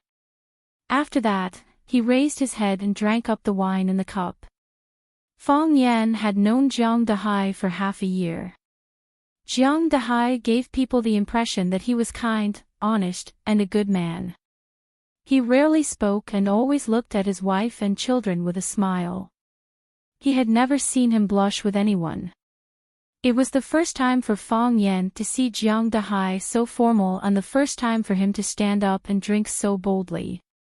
For his daughter, he did what a father could do. Just like millions of other parents. Xia Chen also stood up, raised her neck and drank up the wine in the cup. The smell of wine was strong, and her face immediately appeared a bright red. She looked at Jiang Dahai and said solemnly, "Mr. Jiang, your daughter, Jiang Qin, is a very talented child.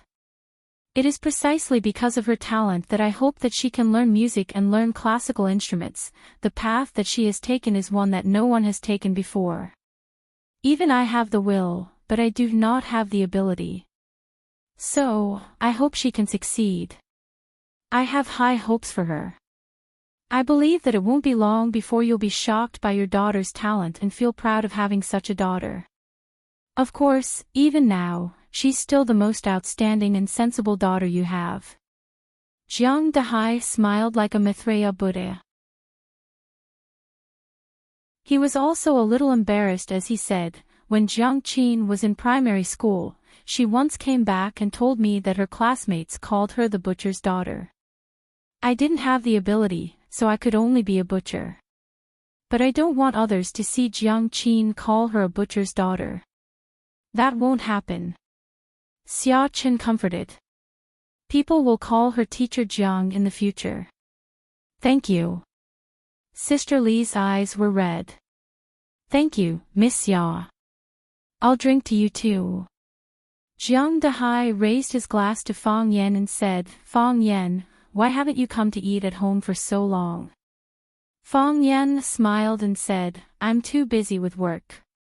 If Uncle Jiang wants to find someone to drink with, you can call me anytime." The two clinked their glasses and drank the wine at the same time. Fong Yen knew that Jiang Dahai would not know about his conversation with Sister Lee. After eating and drinking to his heart's content, he refused Sister Lee's fruit feast and left Jiang Qin at home to accompany his parents. Fong Yen sent Xia Chen back to her hotel. Winter had arrived and the chill was getting deeper. Most of the pedestrians on the street wore sweaters or thick coats, scarves and hats to protect themselves from the cold. Winter in Yanjing was from the outside to the inside. The wind was howling and the ice was hitting one's face. All one needed was an extra coat to resist it. Winter in Huaqing was from the inside to the outside. First, one's bones would feel cold, and then the body would feel cold. It was impossible to guard against. Therefore, Xia Chen, who was wearing a black cotton dress and brown leather boots, still felt the hostility of Huaqing towards her. The only pity was that it rarely snowed in Huaqing, no matter how cold it was. For Fong Yen, a winter without snow was an imperfect winter. He liked snow. He liked the holy and clean feeling of the whole world being covered in ice and snow. Cold? Fong Yen asked with a smile. Cold. Xia Chen wrapped her woolen coat tightly and straightened the sunglasses on the bridge of her nose. She said, Huaqing is colder than Yanjing. I'm cold too. Fong Yen said. Let's take a taxi back. Xia Chen looked at Fong Yen with a smile and said, Do you really want to send me away? Do you think it's new? If other men had the chance to walk with the national goddess in the summer, they would be willing to run naked, right? If you really ran naked, I wouldn't want to. How many people would be staring at you? Fong Yen reached out to stop a taxi and said, You don't like me, and I've never thought of hitting on you. We don't have to pretend to be ambiguous. Fong Yen opened the door and said to the taxi driver, Master, Hilton Jianqiao Hotel. Xia Chen looked at Fong Yen and said, Aren't we friends? Of course. Fong Yen said. Friends go back to their own homes after the meal. Xia Chen giggled and said, All right. Then we'll be friends. She bent down and got into the car. She waved at Fong Yen and said, Good night. Remember what you promised me. I'll see you at Xiaxia Mountain. The first time Xia Chen came into contact with Fong Yen was at Xiaxia Mountain. The first time she saw Fong Yen practicing Tai Chi was also at Xiaxia Mountain. Therefore, she stubbornly chose to shoot her music video at Xiaxia Mountain. Xia Chen's team had already discussed with the person in charge of the Xiaxia Mountain Scenic Management Area. Only a fool wouldn't be able to advertise their scenic area for free. When the taxi was far away, Fong Yen turned to look at the green belt behind him and said in a cold voice, Come out, don't be sneaky like your master. A middle-aged man walked out from behind the billboard and stood in front of Fong Yen. He said in a vicious voice, Found them. Fong Yen looked at him and said, You better not hate me, because you can't beat me at all. You've worked so hard to kill me, but it's easy for me to kill you. The man's fist clenched, but he quickly relaxed. Too lazy to look at the middle-aged man's pained expression, Fong Yen directly ordered, Bring the car here. The middle-aged man waved his hand. A black Audi slowly drove in front of Fong Yen. Fong Yen opened the door and sat in the back seat. The middle-aged man also sat in the front passenger seat. Fong Yen closed his eyes and rested. The car quickly moved. It was heading towards the goal that it had set. Caesar Winery. This was a grape import and export company located in the suburbs of Huaqing. Barrels of wine were shipped from France or other European and American countries by sea. They were packaged at Caesar Winery and sold all over the country. Naturally, there was no lack of wine in the winery. Therefore, the guests of the winery could naturally enjoy it whenever and wherever they wanted. Following an extremely licentious moan, the room finally returned to silence. A long-haired woman got up from the bed, randomly picked up a man's shirt and put it on. Her snow-white thighs were exposed in the air, exuding a seductive scent. She went to the wine cabinet and poured 2 glasses of red wine. She gave one to the man on the bed, took a sip of the other and said, I have a bad feeling about this, is it because I'm not good enough? The man leaned against the headboard, revealing his thick chest and inverted triangular pectoral muscles. In some ways, he was very confident. No, you're doing very well, the woman said. That's the best compliment for a man, the man smiled and said. You're also very good, the most charming woman I've ever seen. I'm starting to like you a bit, like. Do we deserve it? The woman sneered. That's true. He might live today, but he might die tomorrow. He might be alive now, but he might be dead in the next second. So, what do you mean like or not like? It's too extravagant, the man shrugged and said self-deprecatingly. He drank the red wine in the glass and said, "What did you just say?" "Just now, my ears were twitching, I had a premonition of danger." "Our lives will be in danger," the woman said. The man grinned and said, "The famous prostitute Flower can also be afraid. If this gets back to the organization, I'm afraid the other flowers will laugh at us." The woman sneered and said, "Afraid? To live is to atone for sins, and to die is to rest, for such as we are, death is the ultimate happiness. What's there to be afraid of?" This is a woman's sense of crisis. "When I feel danger coming, I always have this feeling, I think we've been exposed, everyone has faith, and as an assassin, their faith is their intuition.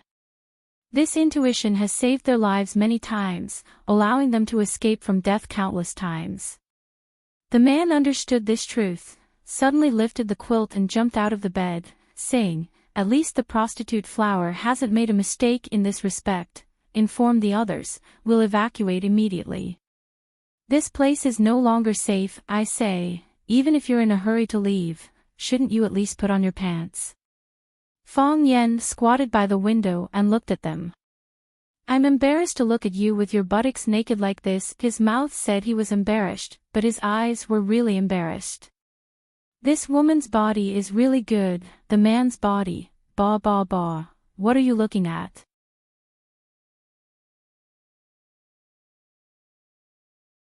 Chapter 286. Those who did great things did not bother about trifles. Even if they were in great trouble, they would not care about the little things. For Lipped Flower and her partner, Wasp, meeting Fong Yen at this time was undoubtedly a great disaster. Assassins always took the initiative to go out and kill people. How could they let the assassination target wander into their lair? Lipped Flower looked at Fong Yen, who was squatting on the windowsill, and said with a smile, "A distinguished guest should come through the front door. It's not a gentleman's behavior to lie on the window and eavesdrop. If you have such a need, I don't mind being your husband for one night, seeing that you are handsome and good at martial arts. Is there a need to be so sneaky?" Fong Yen was really angry with her and said angrily, "Do you think I lack women? I'm not bragging, but whether it's a mature sister or a campus goddess, whether it's my first love or a wild girlfriend, as long as I crook my finger," Lipped Flower sneered and asked, "And then?" "You crook your finger, and they will do what?" "It's none of your business," Fong Yen said angrily. He was a little depressed because they were all gone. It had nothing to do with him. Wasp lifted the quilt to cover her naked lower body and said, "Mr. Fong, I've heard a lot about you, but I didn't expect to meet you on such an occasion. It's really awkward. What's there to be embarrassed about? What's wrong with meeting and chatting openly?" Fong Yen did not feel anything wrong at all. He stared at the hand holding the quilt and said, "You'd better not move. If you move your hand, I'll break it." Wasp stopped her little movements behind the quilt and said with a smile, "I don't think you are interested in men's naked bodies. Why don't you let me get dressed, and we can sit down to drink tea and chat? Oh, if you like to drink, this place has the purest white wine in France, how about it? Do you want a glass?" Fong Yen jumped down from the windowsill. The strong smell of hormones in the room made him frown. He didn't like this smell, especially when it was made by someone else. Looking at Lipped Flower and Wasp, who were staring at him warily, he said, "Don't drink. I'm afraid you've poisoned the wine. I don't know who you are, but I know you're from an organization called the Arsenal. I've killed a lot of people from that organization, so unfortunately, you won't be the first pair. To be honest, I've always felt very wronged. I didn't provoke anyone, so why are you guys always staring at me? I went to the cafeteria for a meal and was attacked by your bombs. The first time I went back to my own company, I met your spy. When I was sparring with the Japanese god of swordsmanship at the East Sword Peak to win glory for the country, you sent people flying over to bombard me with cannons, do you have a conscience? Do you have any sense of propriety? Can't you have a little bit of national pride and patriotism? Fong Yen stared at the lipstick and said, I can see that you are a senior member of your organization, right? Tell me, who sent you to kill me? Who's the mastermind behind this? Lipped Flower's face was full of sarcasm as he said, since you know we're from the arsenal, how can you be so stupid as to think you can get the secrets you want from us? Why do you think we're the kind of people who are easy to talk to? I'm just asking out of habit, I didn't think you'd answer. Fong Yan's mood was very stable, and his expression was very calm. If not, how can I stall for time? Wasp was startled and shouted, what did you do? His eyes swept around, but he didn't find any enemy. The more he did this, the more nervous he became. The enemy that he couldn't see was the most terrifying. Fong Yen squinted his eyes and smiled. I came a little early, and I'm really not interested in your bed affairs. I originally wanted to wait until you were done before coming in, but you guys didn't stop. I thought I had nothing to do, so I blew a kind of powder that my little Marshall nephew got from somewhere into the room. Seeing Wasp and Lipped Flower immediately held their breath, Fong Yen waved his hand and said, don't be nervous, because it's useless to be nervous. What you should have inhaled has already been inhaled. This kind of powder is silent and odorless, and it's also suppressed by the smell of your hormones. It would be strange if you could detect it. Try to raise your strength and see if your body has any reaction.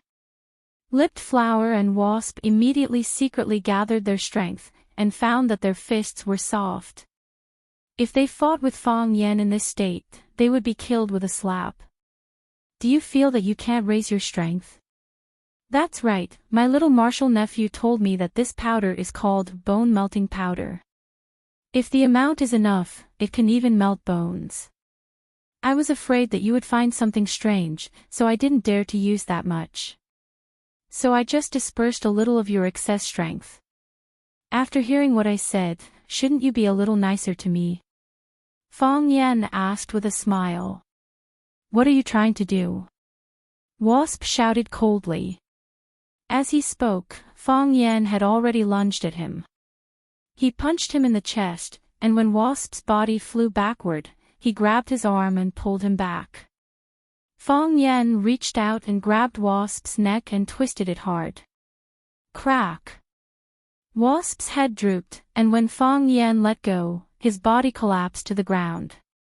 Fong Yen picked up a silver light bullet from Wasp's hand, weighed it in his hand, and said to Lipped Flower, to tell you the truth, after dealing with you a lot, I'm very afraid of this kind of thing. Why didn't you do it? Because I've seen you do it, Lipped Flower said.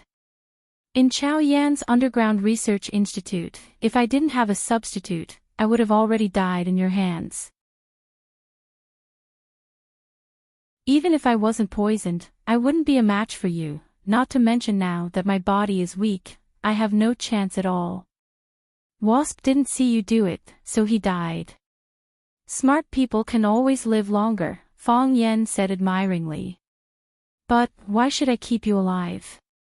You're a tight-lipped person, I can't get any answers from your mouth. Fong Yen stuffed the silver bullet into Lipped Flower's mouth and said, tell me, what should I do with you? Lipped Flower's face was pale, and she looked at Fong Yen in horror. Because her mouth was stuffed, her words were a little unclear. Since you can find this place, then you must know, we're not your real target. Fong Yen nodded and said, of course. Fong Yen chopped Lipped Flower's neck with his palm. After her body fainted on the bed, he pressed the red button on the silver bullet. He didn't have any mercy towards the members of the armory. Because they were no longer people, but a group of man-eating devils. When Fong Yen closed the door of the room, there was a loud bang inside the room. Fong Yen could imagine the huge power of the silver bullet when it exploded. He had been close to it several times. Never again. At 1:00 in the morning, if it wasn't a shipping day, few vehicles would come to the winery at this time. However, tonight was an exception. The door of the winery was opened, and then a black Mercedes-Benz slowly drove in. The car stopped at the door of the small building, and the man in black in the passenger seat quickly got out of the car and ran over to open the rear door. A young man got out of the car. Lu Qingming looked up at the dark winery and said, "Open the door." The middle-aged bodyguard nodded and took out a magnetic card from his pocket. He swiped it in front of the electronic door lock, and the door of the small building opened automatically. Lu Qingming took the lead and walked in, and the bodyguard in black followed him into the house. Clang! The door of the small building closed automatically.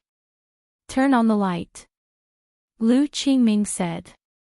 "Pa." The light was turned on.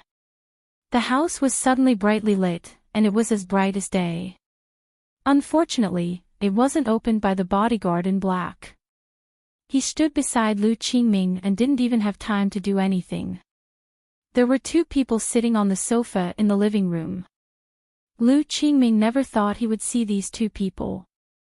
Lu Qingming quickly turned around, and there was already a group of men in black standing behind him, blocking their way. Fang Yan looked at Lu Qingming, who was standing there with a gloomy expression, and said with a smile, "I know you are very surprised as to why I am sitting here. In fact, I am also very surprised. After all, you are a person who knows how to disguise yourself. It's really not easy to catch your tail." Fang Yan patted the shoulder of the man sitting beside him and said with a smile, "Thanks to your big brother.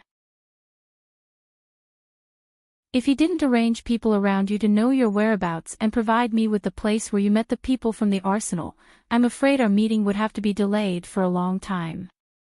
Lu Qingming stared viciously at the man sitting beside Fang Yan. He panted heavily and roared angrily like a wounded beast, "Why? Why did you do this?" The man reached out and took off the wolf mask on his face. His ugly face became more and more shocking under the light. He calmly looked at Lu Qingming, whose face was full of disbelief, and said, "You are really too naive. How can you represent the Lu family to protect the interests of the Lu family like this? I know that you have always wanted to replace my position, and have always wanted to become one of the four prodigies of watching, but, my good brother, do you really think you can sit in that position steadily? Jiangzi Valley is full of people who eat people without spitting out their bones. Even I have to be very careful when dealing with them. Why are you so arrogant to think that you can play with all the heroes in the world?"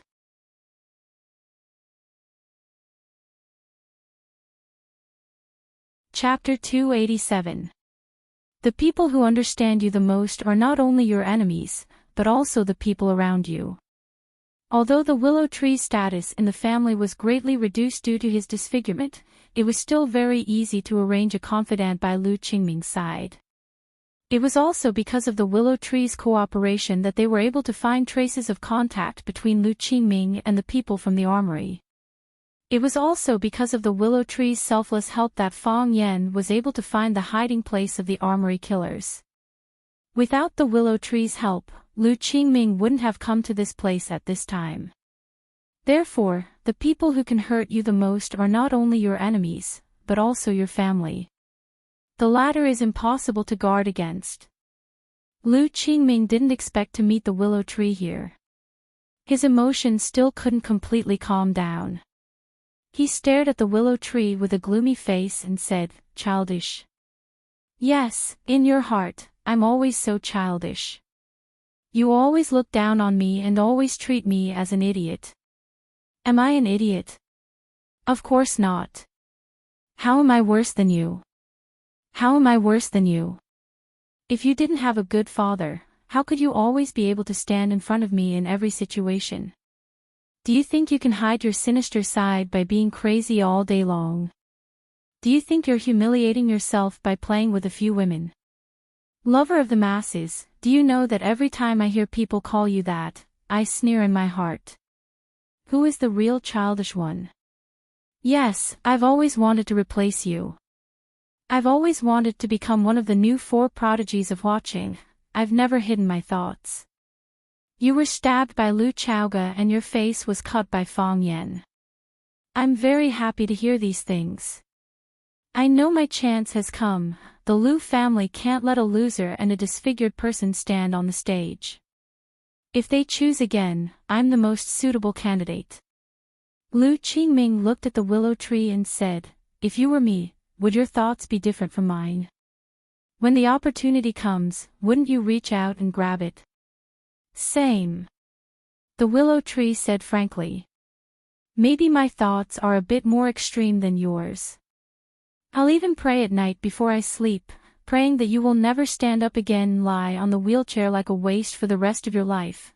I didn't cut your face, and you being cheated has nothing to do with me, Lu Qingming said unwillingly. Why do you hate me so much? I don't hate you, said the willow tree. I don't hate you at all.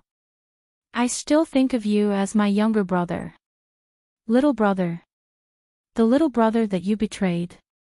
Lu Qingming sneered.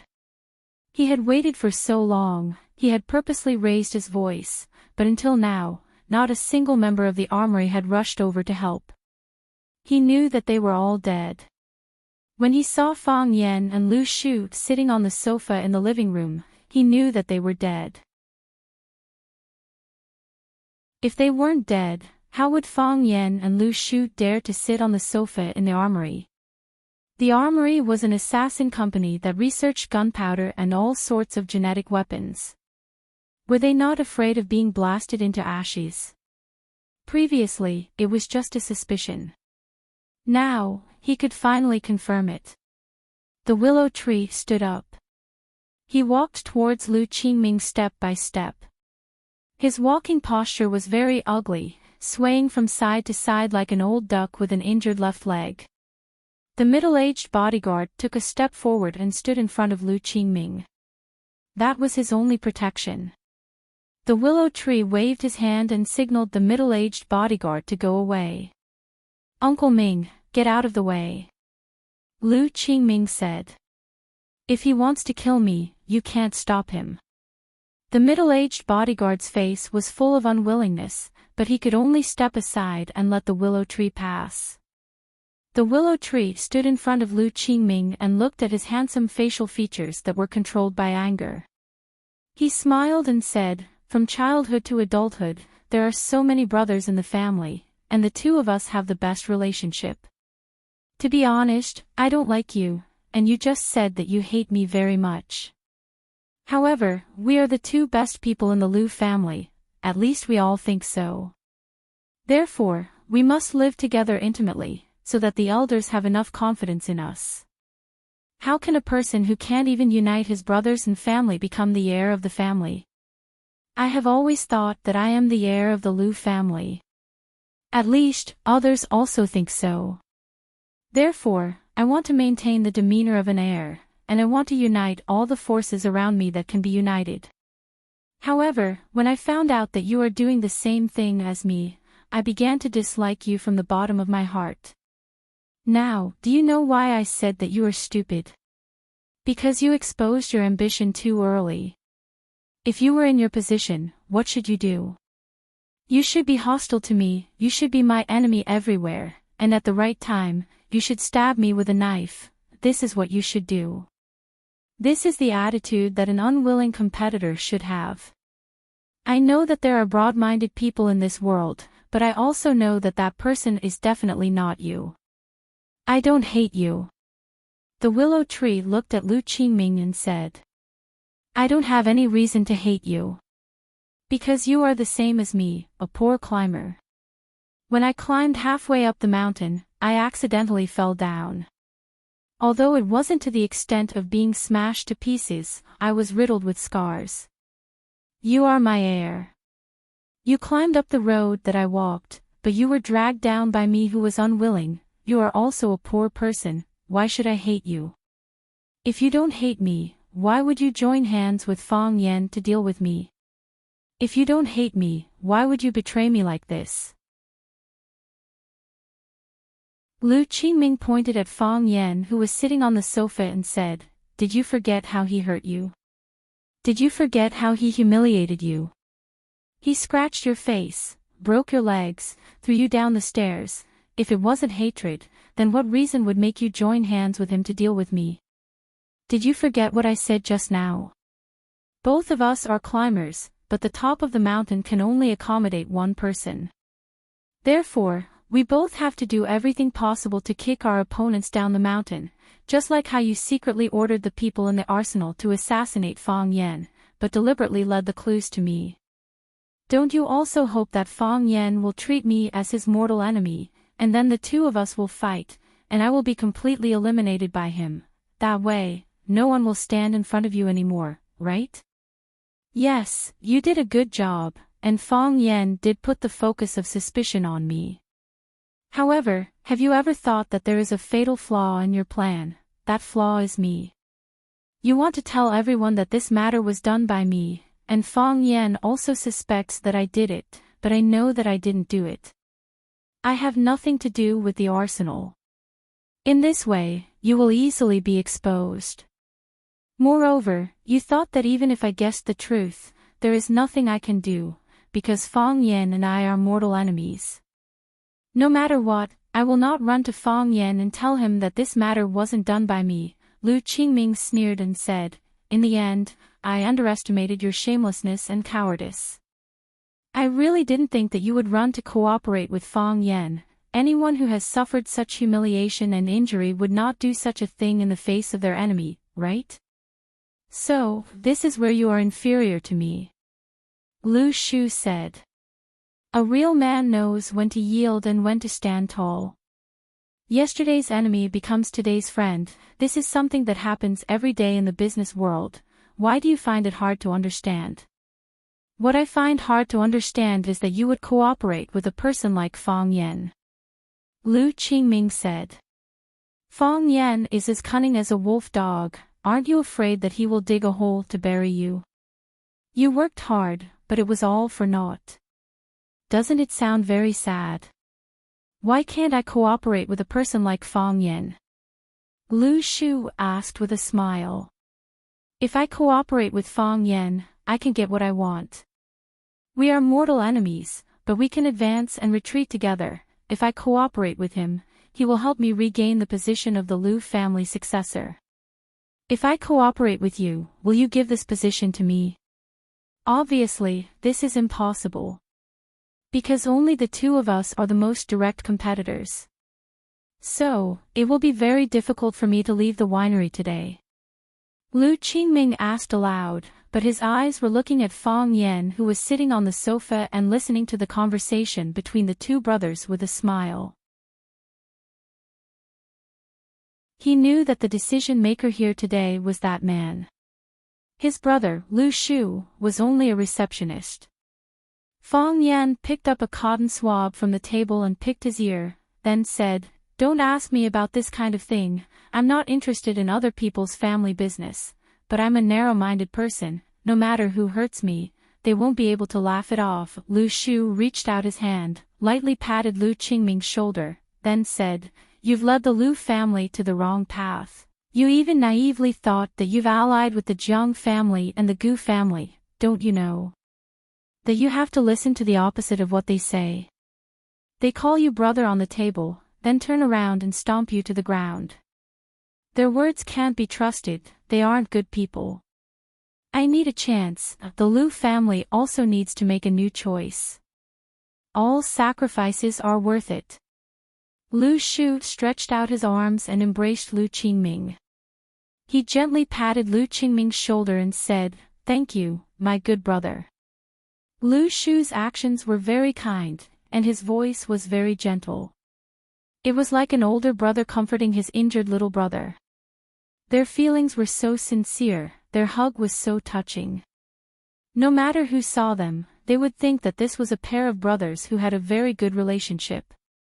Lu Qingming's head softly rested on Lu Shu's shoulder, his eyes were wide open, and blood was flowing from the corner of his mouth. He had a lot of unwillingness, but even more than that, he felt pain in his heart. There was a shining knife stuck in his chest.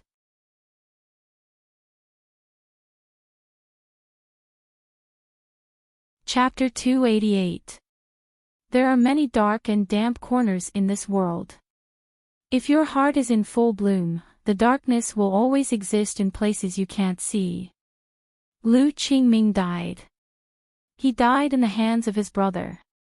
That sharp knife stopped in a very good position, piercing his heart. Lu Qingming's body was lying on the shoulder of the willow tree, his face full of unwillingness and disbelief. But who was willing to listen to his grievances and complaints? "You madman, you can even kill your own brother," Uncle Ming pointed at the willow tree and roared. He was an elder of the Lu family, responsible for protecting Lu Qingming for many years. It wasn't that he hadn't heard of brothers being castrated, but when he saw it with his own eyes, he still found it hard to accept. The willow tree expressionlessly looked at Uncle Ming, his eyes full of sadness. "Uncle Ming, you don't understand. When a person has to force himself, betray morality in his own heart, that kind of state of mind really makes people uncomfortable." He waved his hand, and a man in black behind him rushed straight towards Uncle Ming. Uncle Ming didn't have time to say another word, and he was already fighting with the man in black. The willow tree picked up Lu Qingming and walked step by step towards the sofa. He put Lu Qingming's body, or rather, corpse, on the sofa, and then sat next to Fang Yan. Fang Yan sat on the far left, and Lu Qingming sat on the far right. He sat in the middle of the two. This way, from a distance, it looked like three men sitting side by side, watching a wonderful play in the living room. Fang Yan glanced at Lu Qingming, and helplessly said, "Don't be like this, okay? You're making me very uncomfortable. You killed your cousin, which proves the fact that you're a scumbag and a beast. Now that he's dead, what's the meaning of carrying him to the sofa? This can't atone for your sins, and it also adds another charge of being a hypocrite. At least that's what I think in my heart. I'm a bad person, but not a beast. Bad people also feel guilty, it's just that you don't want to believe it," the willow tree said.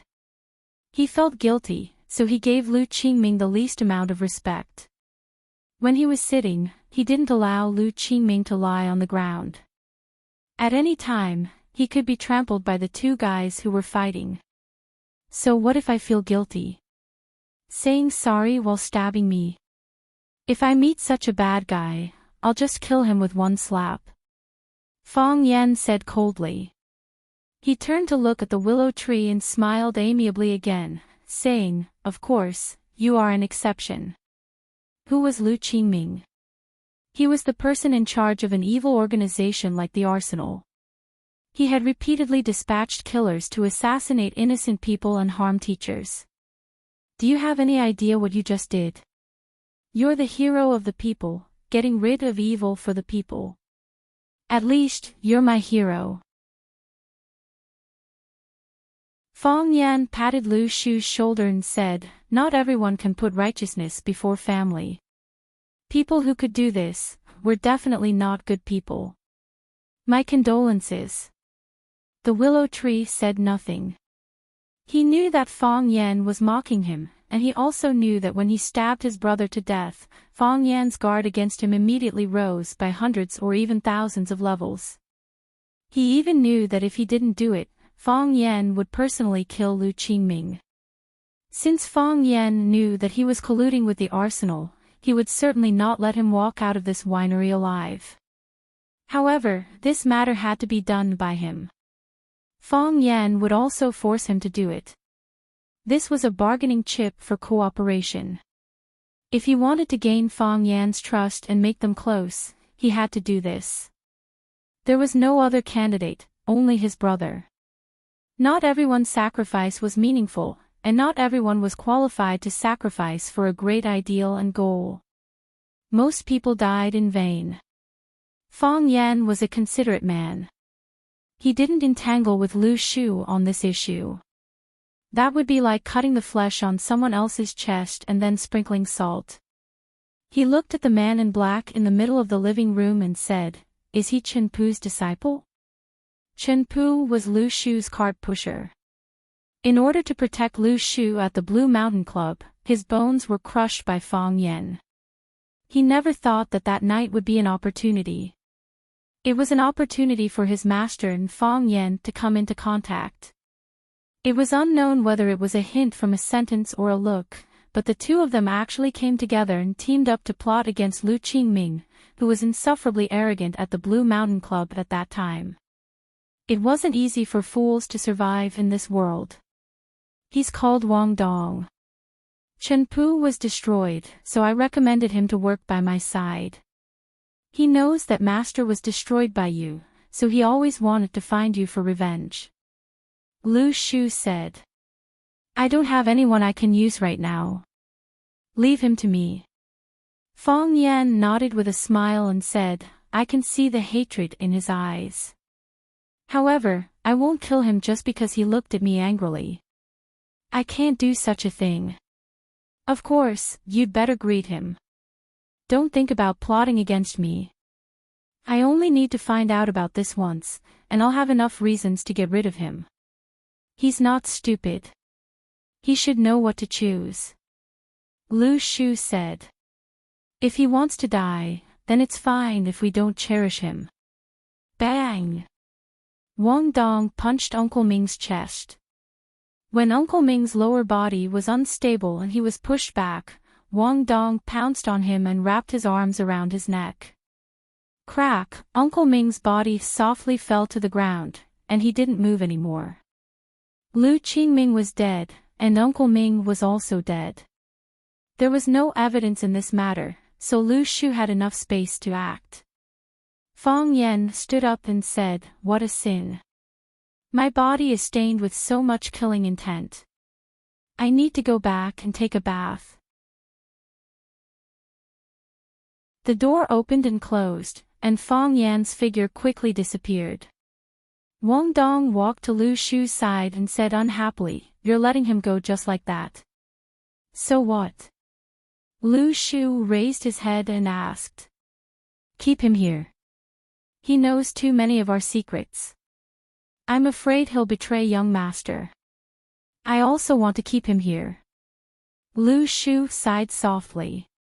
Even if all of your corpses were piled in front of him, he still wouldn't stay. You don't know how terrifying he is. Lu Shu put on the wolf mask on the sofa and said in a low voice, I know. Grandma was cooking in the kitchen. Grandma went to the market to buy hairy crabs and all kinds of precious seafood because her grandson and Lu Chaoga had come. Of course, it was mainly because of Lu Chaoga. Lu Chaoga didn't have the image of a headmistress or a strong woman with billions of assets. She wore an apron around her neck and rolled up her sleeves to personally prepare the ingredients. Fang Yan was called to the study by Grandpa. Whenever Grandpa called Fang Yan to the study for a talk, it wouldn't be anything good. Therefore, Fang Yan was already mentally prepared. As expected, Grandpa Qin Wang scolded him as soon as he entered the room. What have you been doing recently? You're not teaching properly, and you're always on leave. What kind of behavior is this? This is a serious dereliction of duty. Do you know how many days of leave you've taken this semester? Do you know how many days of classes you've had in a month? When I first introduced you to Rosefinch to teach, it wasn't for you to be lazy and slack off. A teacher should be with his students and pass on his knowledge to them. The students don't see you all day. How can they be influenced by you? How can they learn from you? If I were still the headmaster of Rosefinch, I would have fired an incompetent teacher like you long ago. And what's with the bruises on your face? You're a good school teacher and a high-level intellectual. Why do you walk around the campus with a bruised face all day? Do you know what a bad example your behavior is giving to the students? Even a teacher gets into a fight with someone. Grandpa, I accidentally bumped. How did you end up like this? The scratches on your face were also caused by the collision. Show me one on the spot. If you can do it, I'll go against my conscience and believe your nonsense. Qin Wang was furious. He wanted to press this kid to the ground and smash his head with the inkstone on the table. A good high school teacher going out to fight and kill all day. How uncivilized is that? Fong Yen stood there awkwardly. He tried his best to squeeze out a smile and said, "Grandpa, don't be angry. I just said a joke to liven up the atmosphere. The bruises on my face are from someone beating me up, but I didn't lose out. I still beat him in the end." Seeing that Qin Wang was about to explode again, Fong Yen hurriedly explained, "The one who challenged me was an East Asian. He's a famous East Asian swordsman. People call him the East Asian sword god. Civil officials aren't greedy, and military generals don't care about death. He can definitely win the respect of all the countries in the world. I like literature, so I became a teacher and impart my knowledge to others. I practice martial arts, so I need to defend against foreign enemies and accept challenges. Grandpa said that I lacked spirit last time. I've seriously thought about this problem, and I also feel that I lack spirit. A man can't stand without a soul. My words are my promise, and my soul is that I will never back down. I hope I can live, and there's a high chance that I will die. However, as long as I have a breath left in me, I will never let them take a step forward or win a battle. I want to smash their arrogance, I want to smash their confidence and ambition. I want to break their faces and break their teeth so that they can't be a wolf that eats meat, but a dog that eats shit.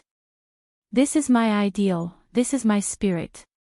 Lu Gong was stunned on the spot.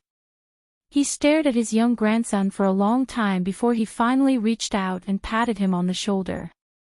He said, "Your words are crude, but your logic is not."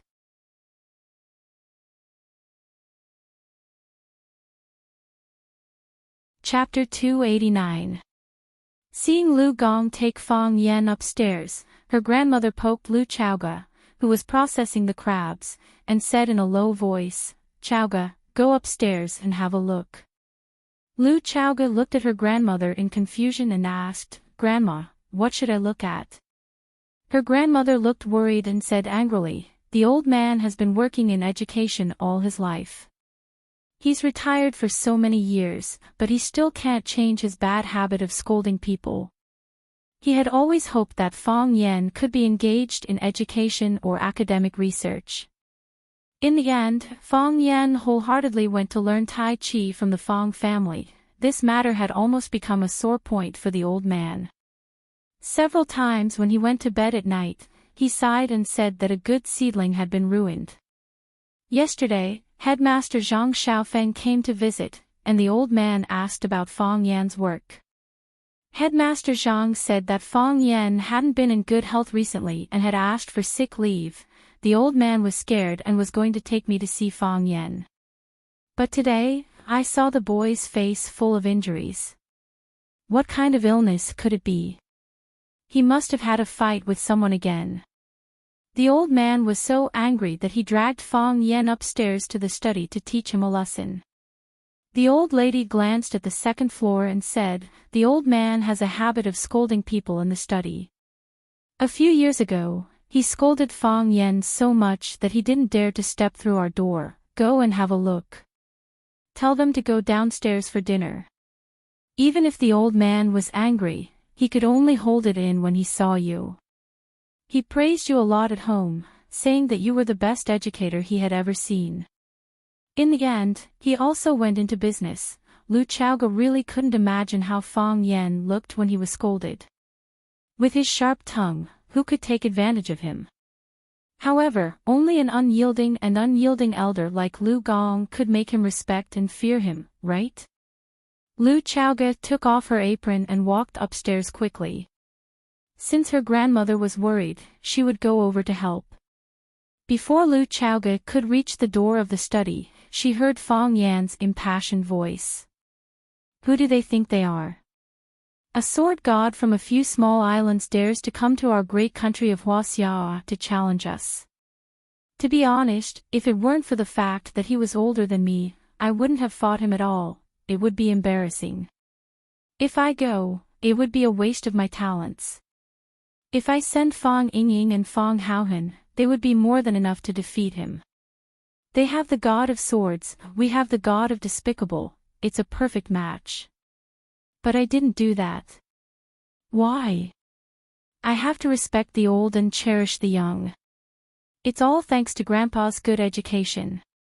Otherwise, how could he have the chance to spar with me? Lu Gong's face darkened again. He said, I saw that you said a few good words just now, but after a while, you're talking nonsense. I have done some research on the Japanese. They are extremely selfish and proud, but they are also very hardworking. If the person who challenged you didn't have any ability, how could he become the sword god that they worship? He's number one in the Japanese, but in our country, he's nothing, Fong Yen said stubbornly. Anyway, he didn't have any friendship with the Chiba army, so he didn't have any psychological burden to belittle him. Think about it, if he's really that powerful, why can't he beat me? Lu Gong thought about it seriously and said, whether it's learning or practicing martial arts, you can't be arrogant and complacent. I've never seen anyone who could reach the end of learning Hai Wuya. Grandpa, you're right. That's what I'm thinking, Fong Yen quickly agreed. After coming back this time, I also realized that I'm not good enough. Although I've been resting at home on sick leave for the past few days, I've never forgotten to read. I've read all the Chinese papers for the past few years. This year's final exam, Class 9 should be able to get a good result. That's because the children of Class 9 are working hard, Lu Gong said. He looked at the scars on Fong Yan's face and said with concern, work isn't in a hurry. You should rest when it's time for you to rest. Strike a balance between work and rest. I can't rest without being with the students, Fong Yen said with a sigh. Lu Xiaoge looked at this warm and affectionate scene and felt as if his heart was in a mess. Wasn't grandmother's worry too unnecessary? Lu Gong saw Lu Xiaoge standing at the door and showed a rare smile on his face. Xiaoge, what's up? Grandma asked me to invite you downstairs for dinner, Lu Xiaoge said. Lu Gong nodded and said, I'll go downstairs now. After that, he walked out of the study first. Fong Yan walked to Lu Xiaoge's side and asked with a smile, Grandma is worried that I'll be scolded by Grandpa, right? Seems like Grandma still doesn't know you well enough, Lu Xiaoge said. The more you go through, the more experience you have, Fong Yan said with a smile.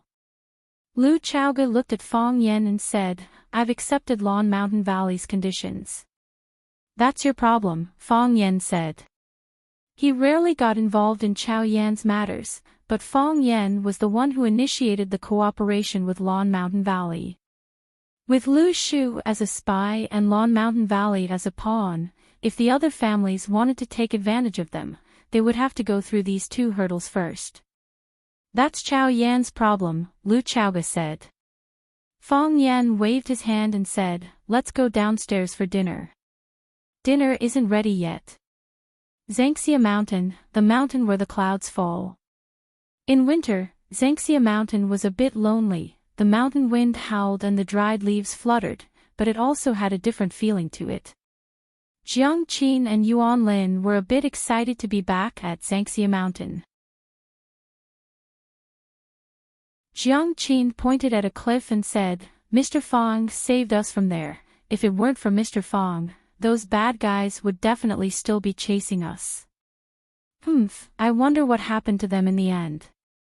Bad guys naturally have to be punished, Zhang Dekai said with a smile. He was the righteous police officer who helped deal with the 3 scammers last time. This summer, he brought a crew to Zhangxia Mountain to film, so he led the team to guard the place. We won't let them off just because they're of different nationalities. Jiang Qin smiled sweetly and said, Thank you, Uncle Zhang. Zhang Dekai waved his hand and said, This is what we should do. The music video director was called Song Gu, a very influential figure in the film industry. He had filmed for many big names both at home and abroad. Everyone respectfully called him Brother Song. Brother Song found it hard to understand the importance Xia placed on Fang Yan. If the top star in the country wanted to find a Tai Chi master to film a music video, shouldn't those Tai Chi masters rush up crying and hugging his thighs?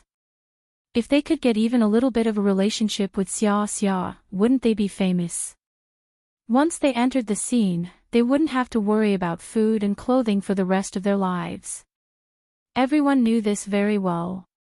In order to take care of this Fang Yan, Xia actually brought the whole group to watching to film. Didn't she know that the trip, food, and accommodation for such a large group of people would require a lot of money?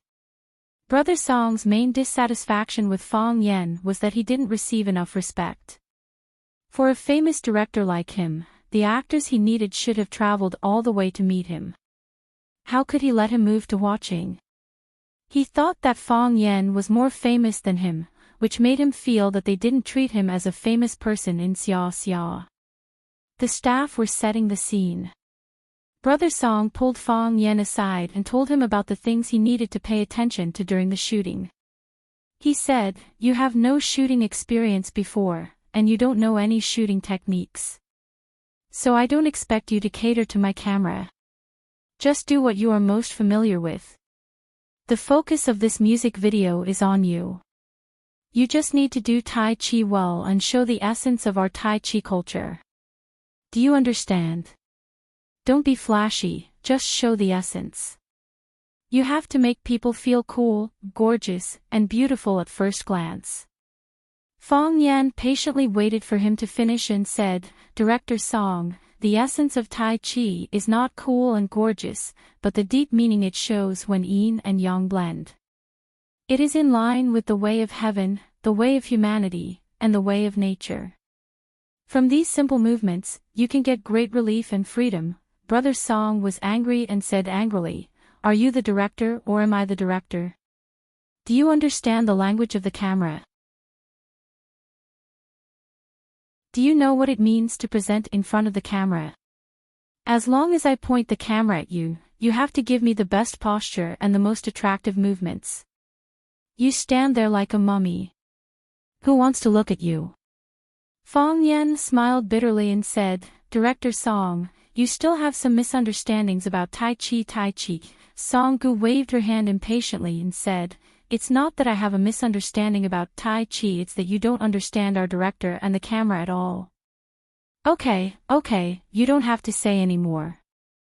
Song Gu walked up to Xia, who was putting on makeup, and said, "Xia, I want to discuss something with you. This actor is not good. I don't think he is suitable to be the male lead of our music video. I know you love this song, and I also know how important this music video is to you. In any case, we can't let this kind of idiot ruin all our efforts." Xia waved his hand and signaled the makeup artist to stop for a while. He looked at Song Gu with a gentle and serious look and said with a smile, "I think he is very intelligent and has a very deep understanding of Tai Chi. Teacher Song, can't you let him try it? I think that when you really see him play Tai Chi, you will have a new understanding of him. Summer, this is your work, and it is also my work. I hope there are no flaws in our work. Don't you want a Tai Chi master? Leave this matter to me. I will make a call and there will be dozens of Tai Chi masters for us to use." Song Gu said stubbornly. "We have to change this person." Xia looked at Song Gu and said, "Okay. Then let's change people." Song Gu was overjoyed and said, "Xia, you agree? I will tell him to get out of here and call someone. Don't think that we can only eat pigs with hair after Butcher Zhang died. Change the director." Xia said to the assistant beside him, "You're tuning into the LoveLore Library YouTube channel. We're so grateful for your support and don't forget to subscribe to join us on this incredible journey through captivating stories. Your generosity through donations truly makes a world of difference, as it's the primary source of revenue that allows me to expand and enhance this channel for you. Thank you from the bottom of my heart for being a part of this adventure."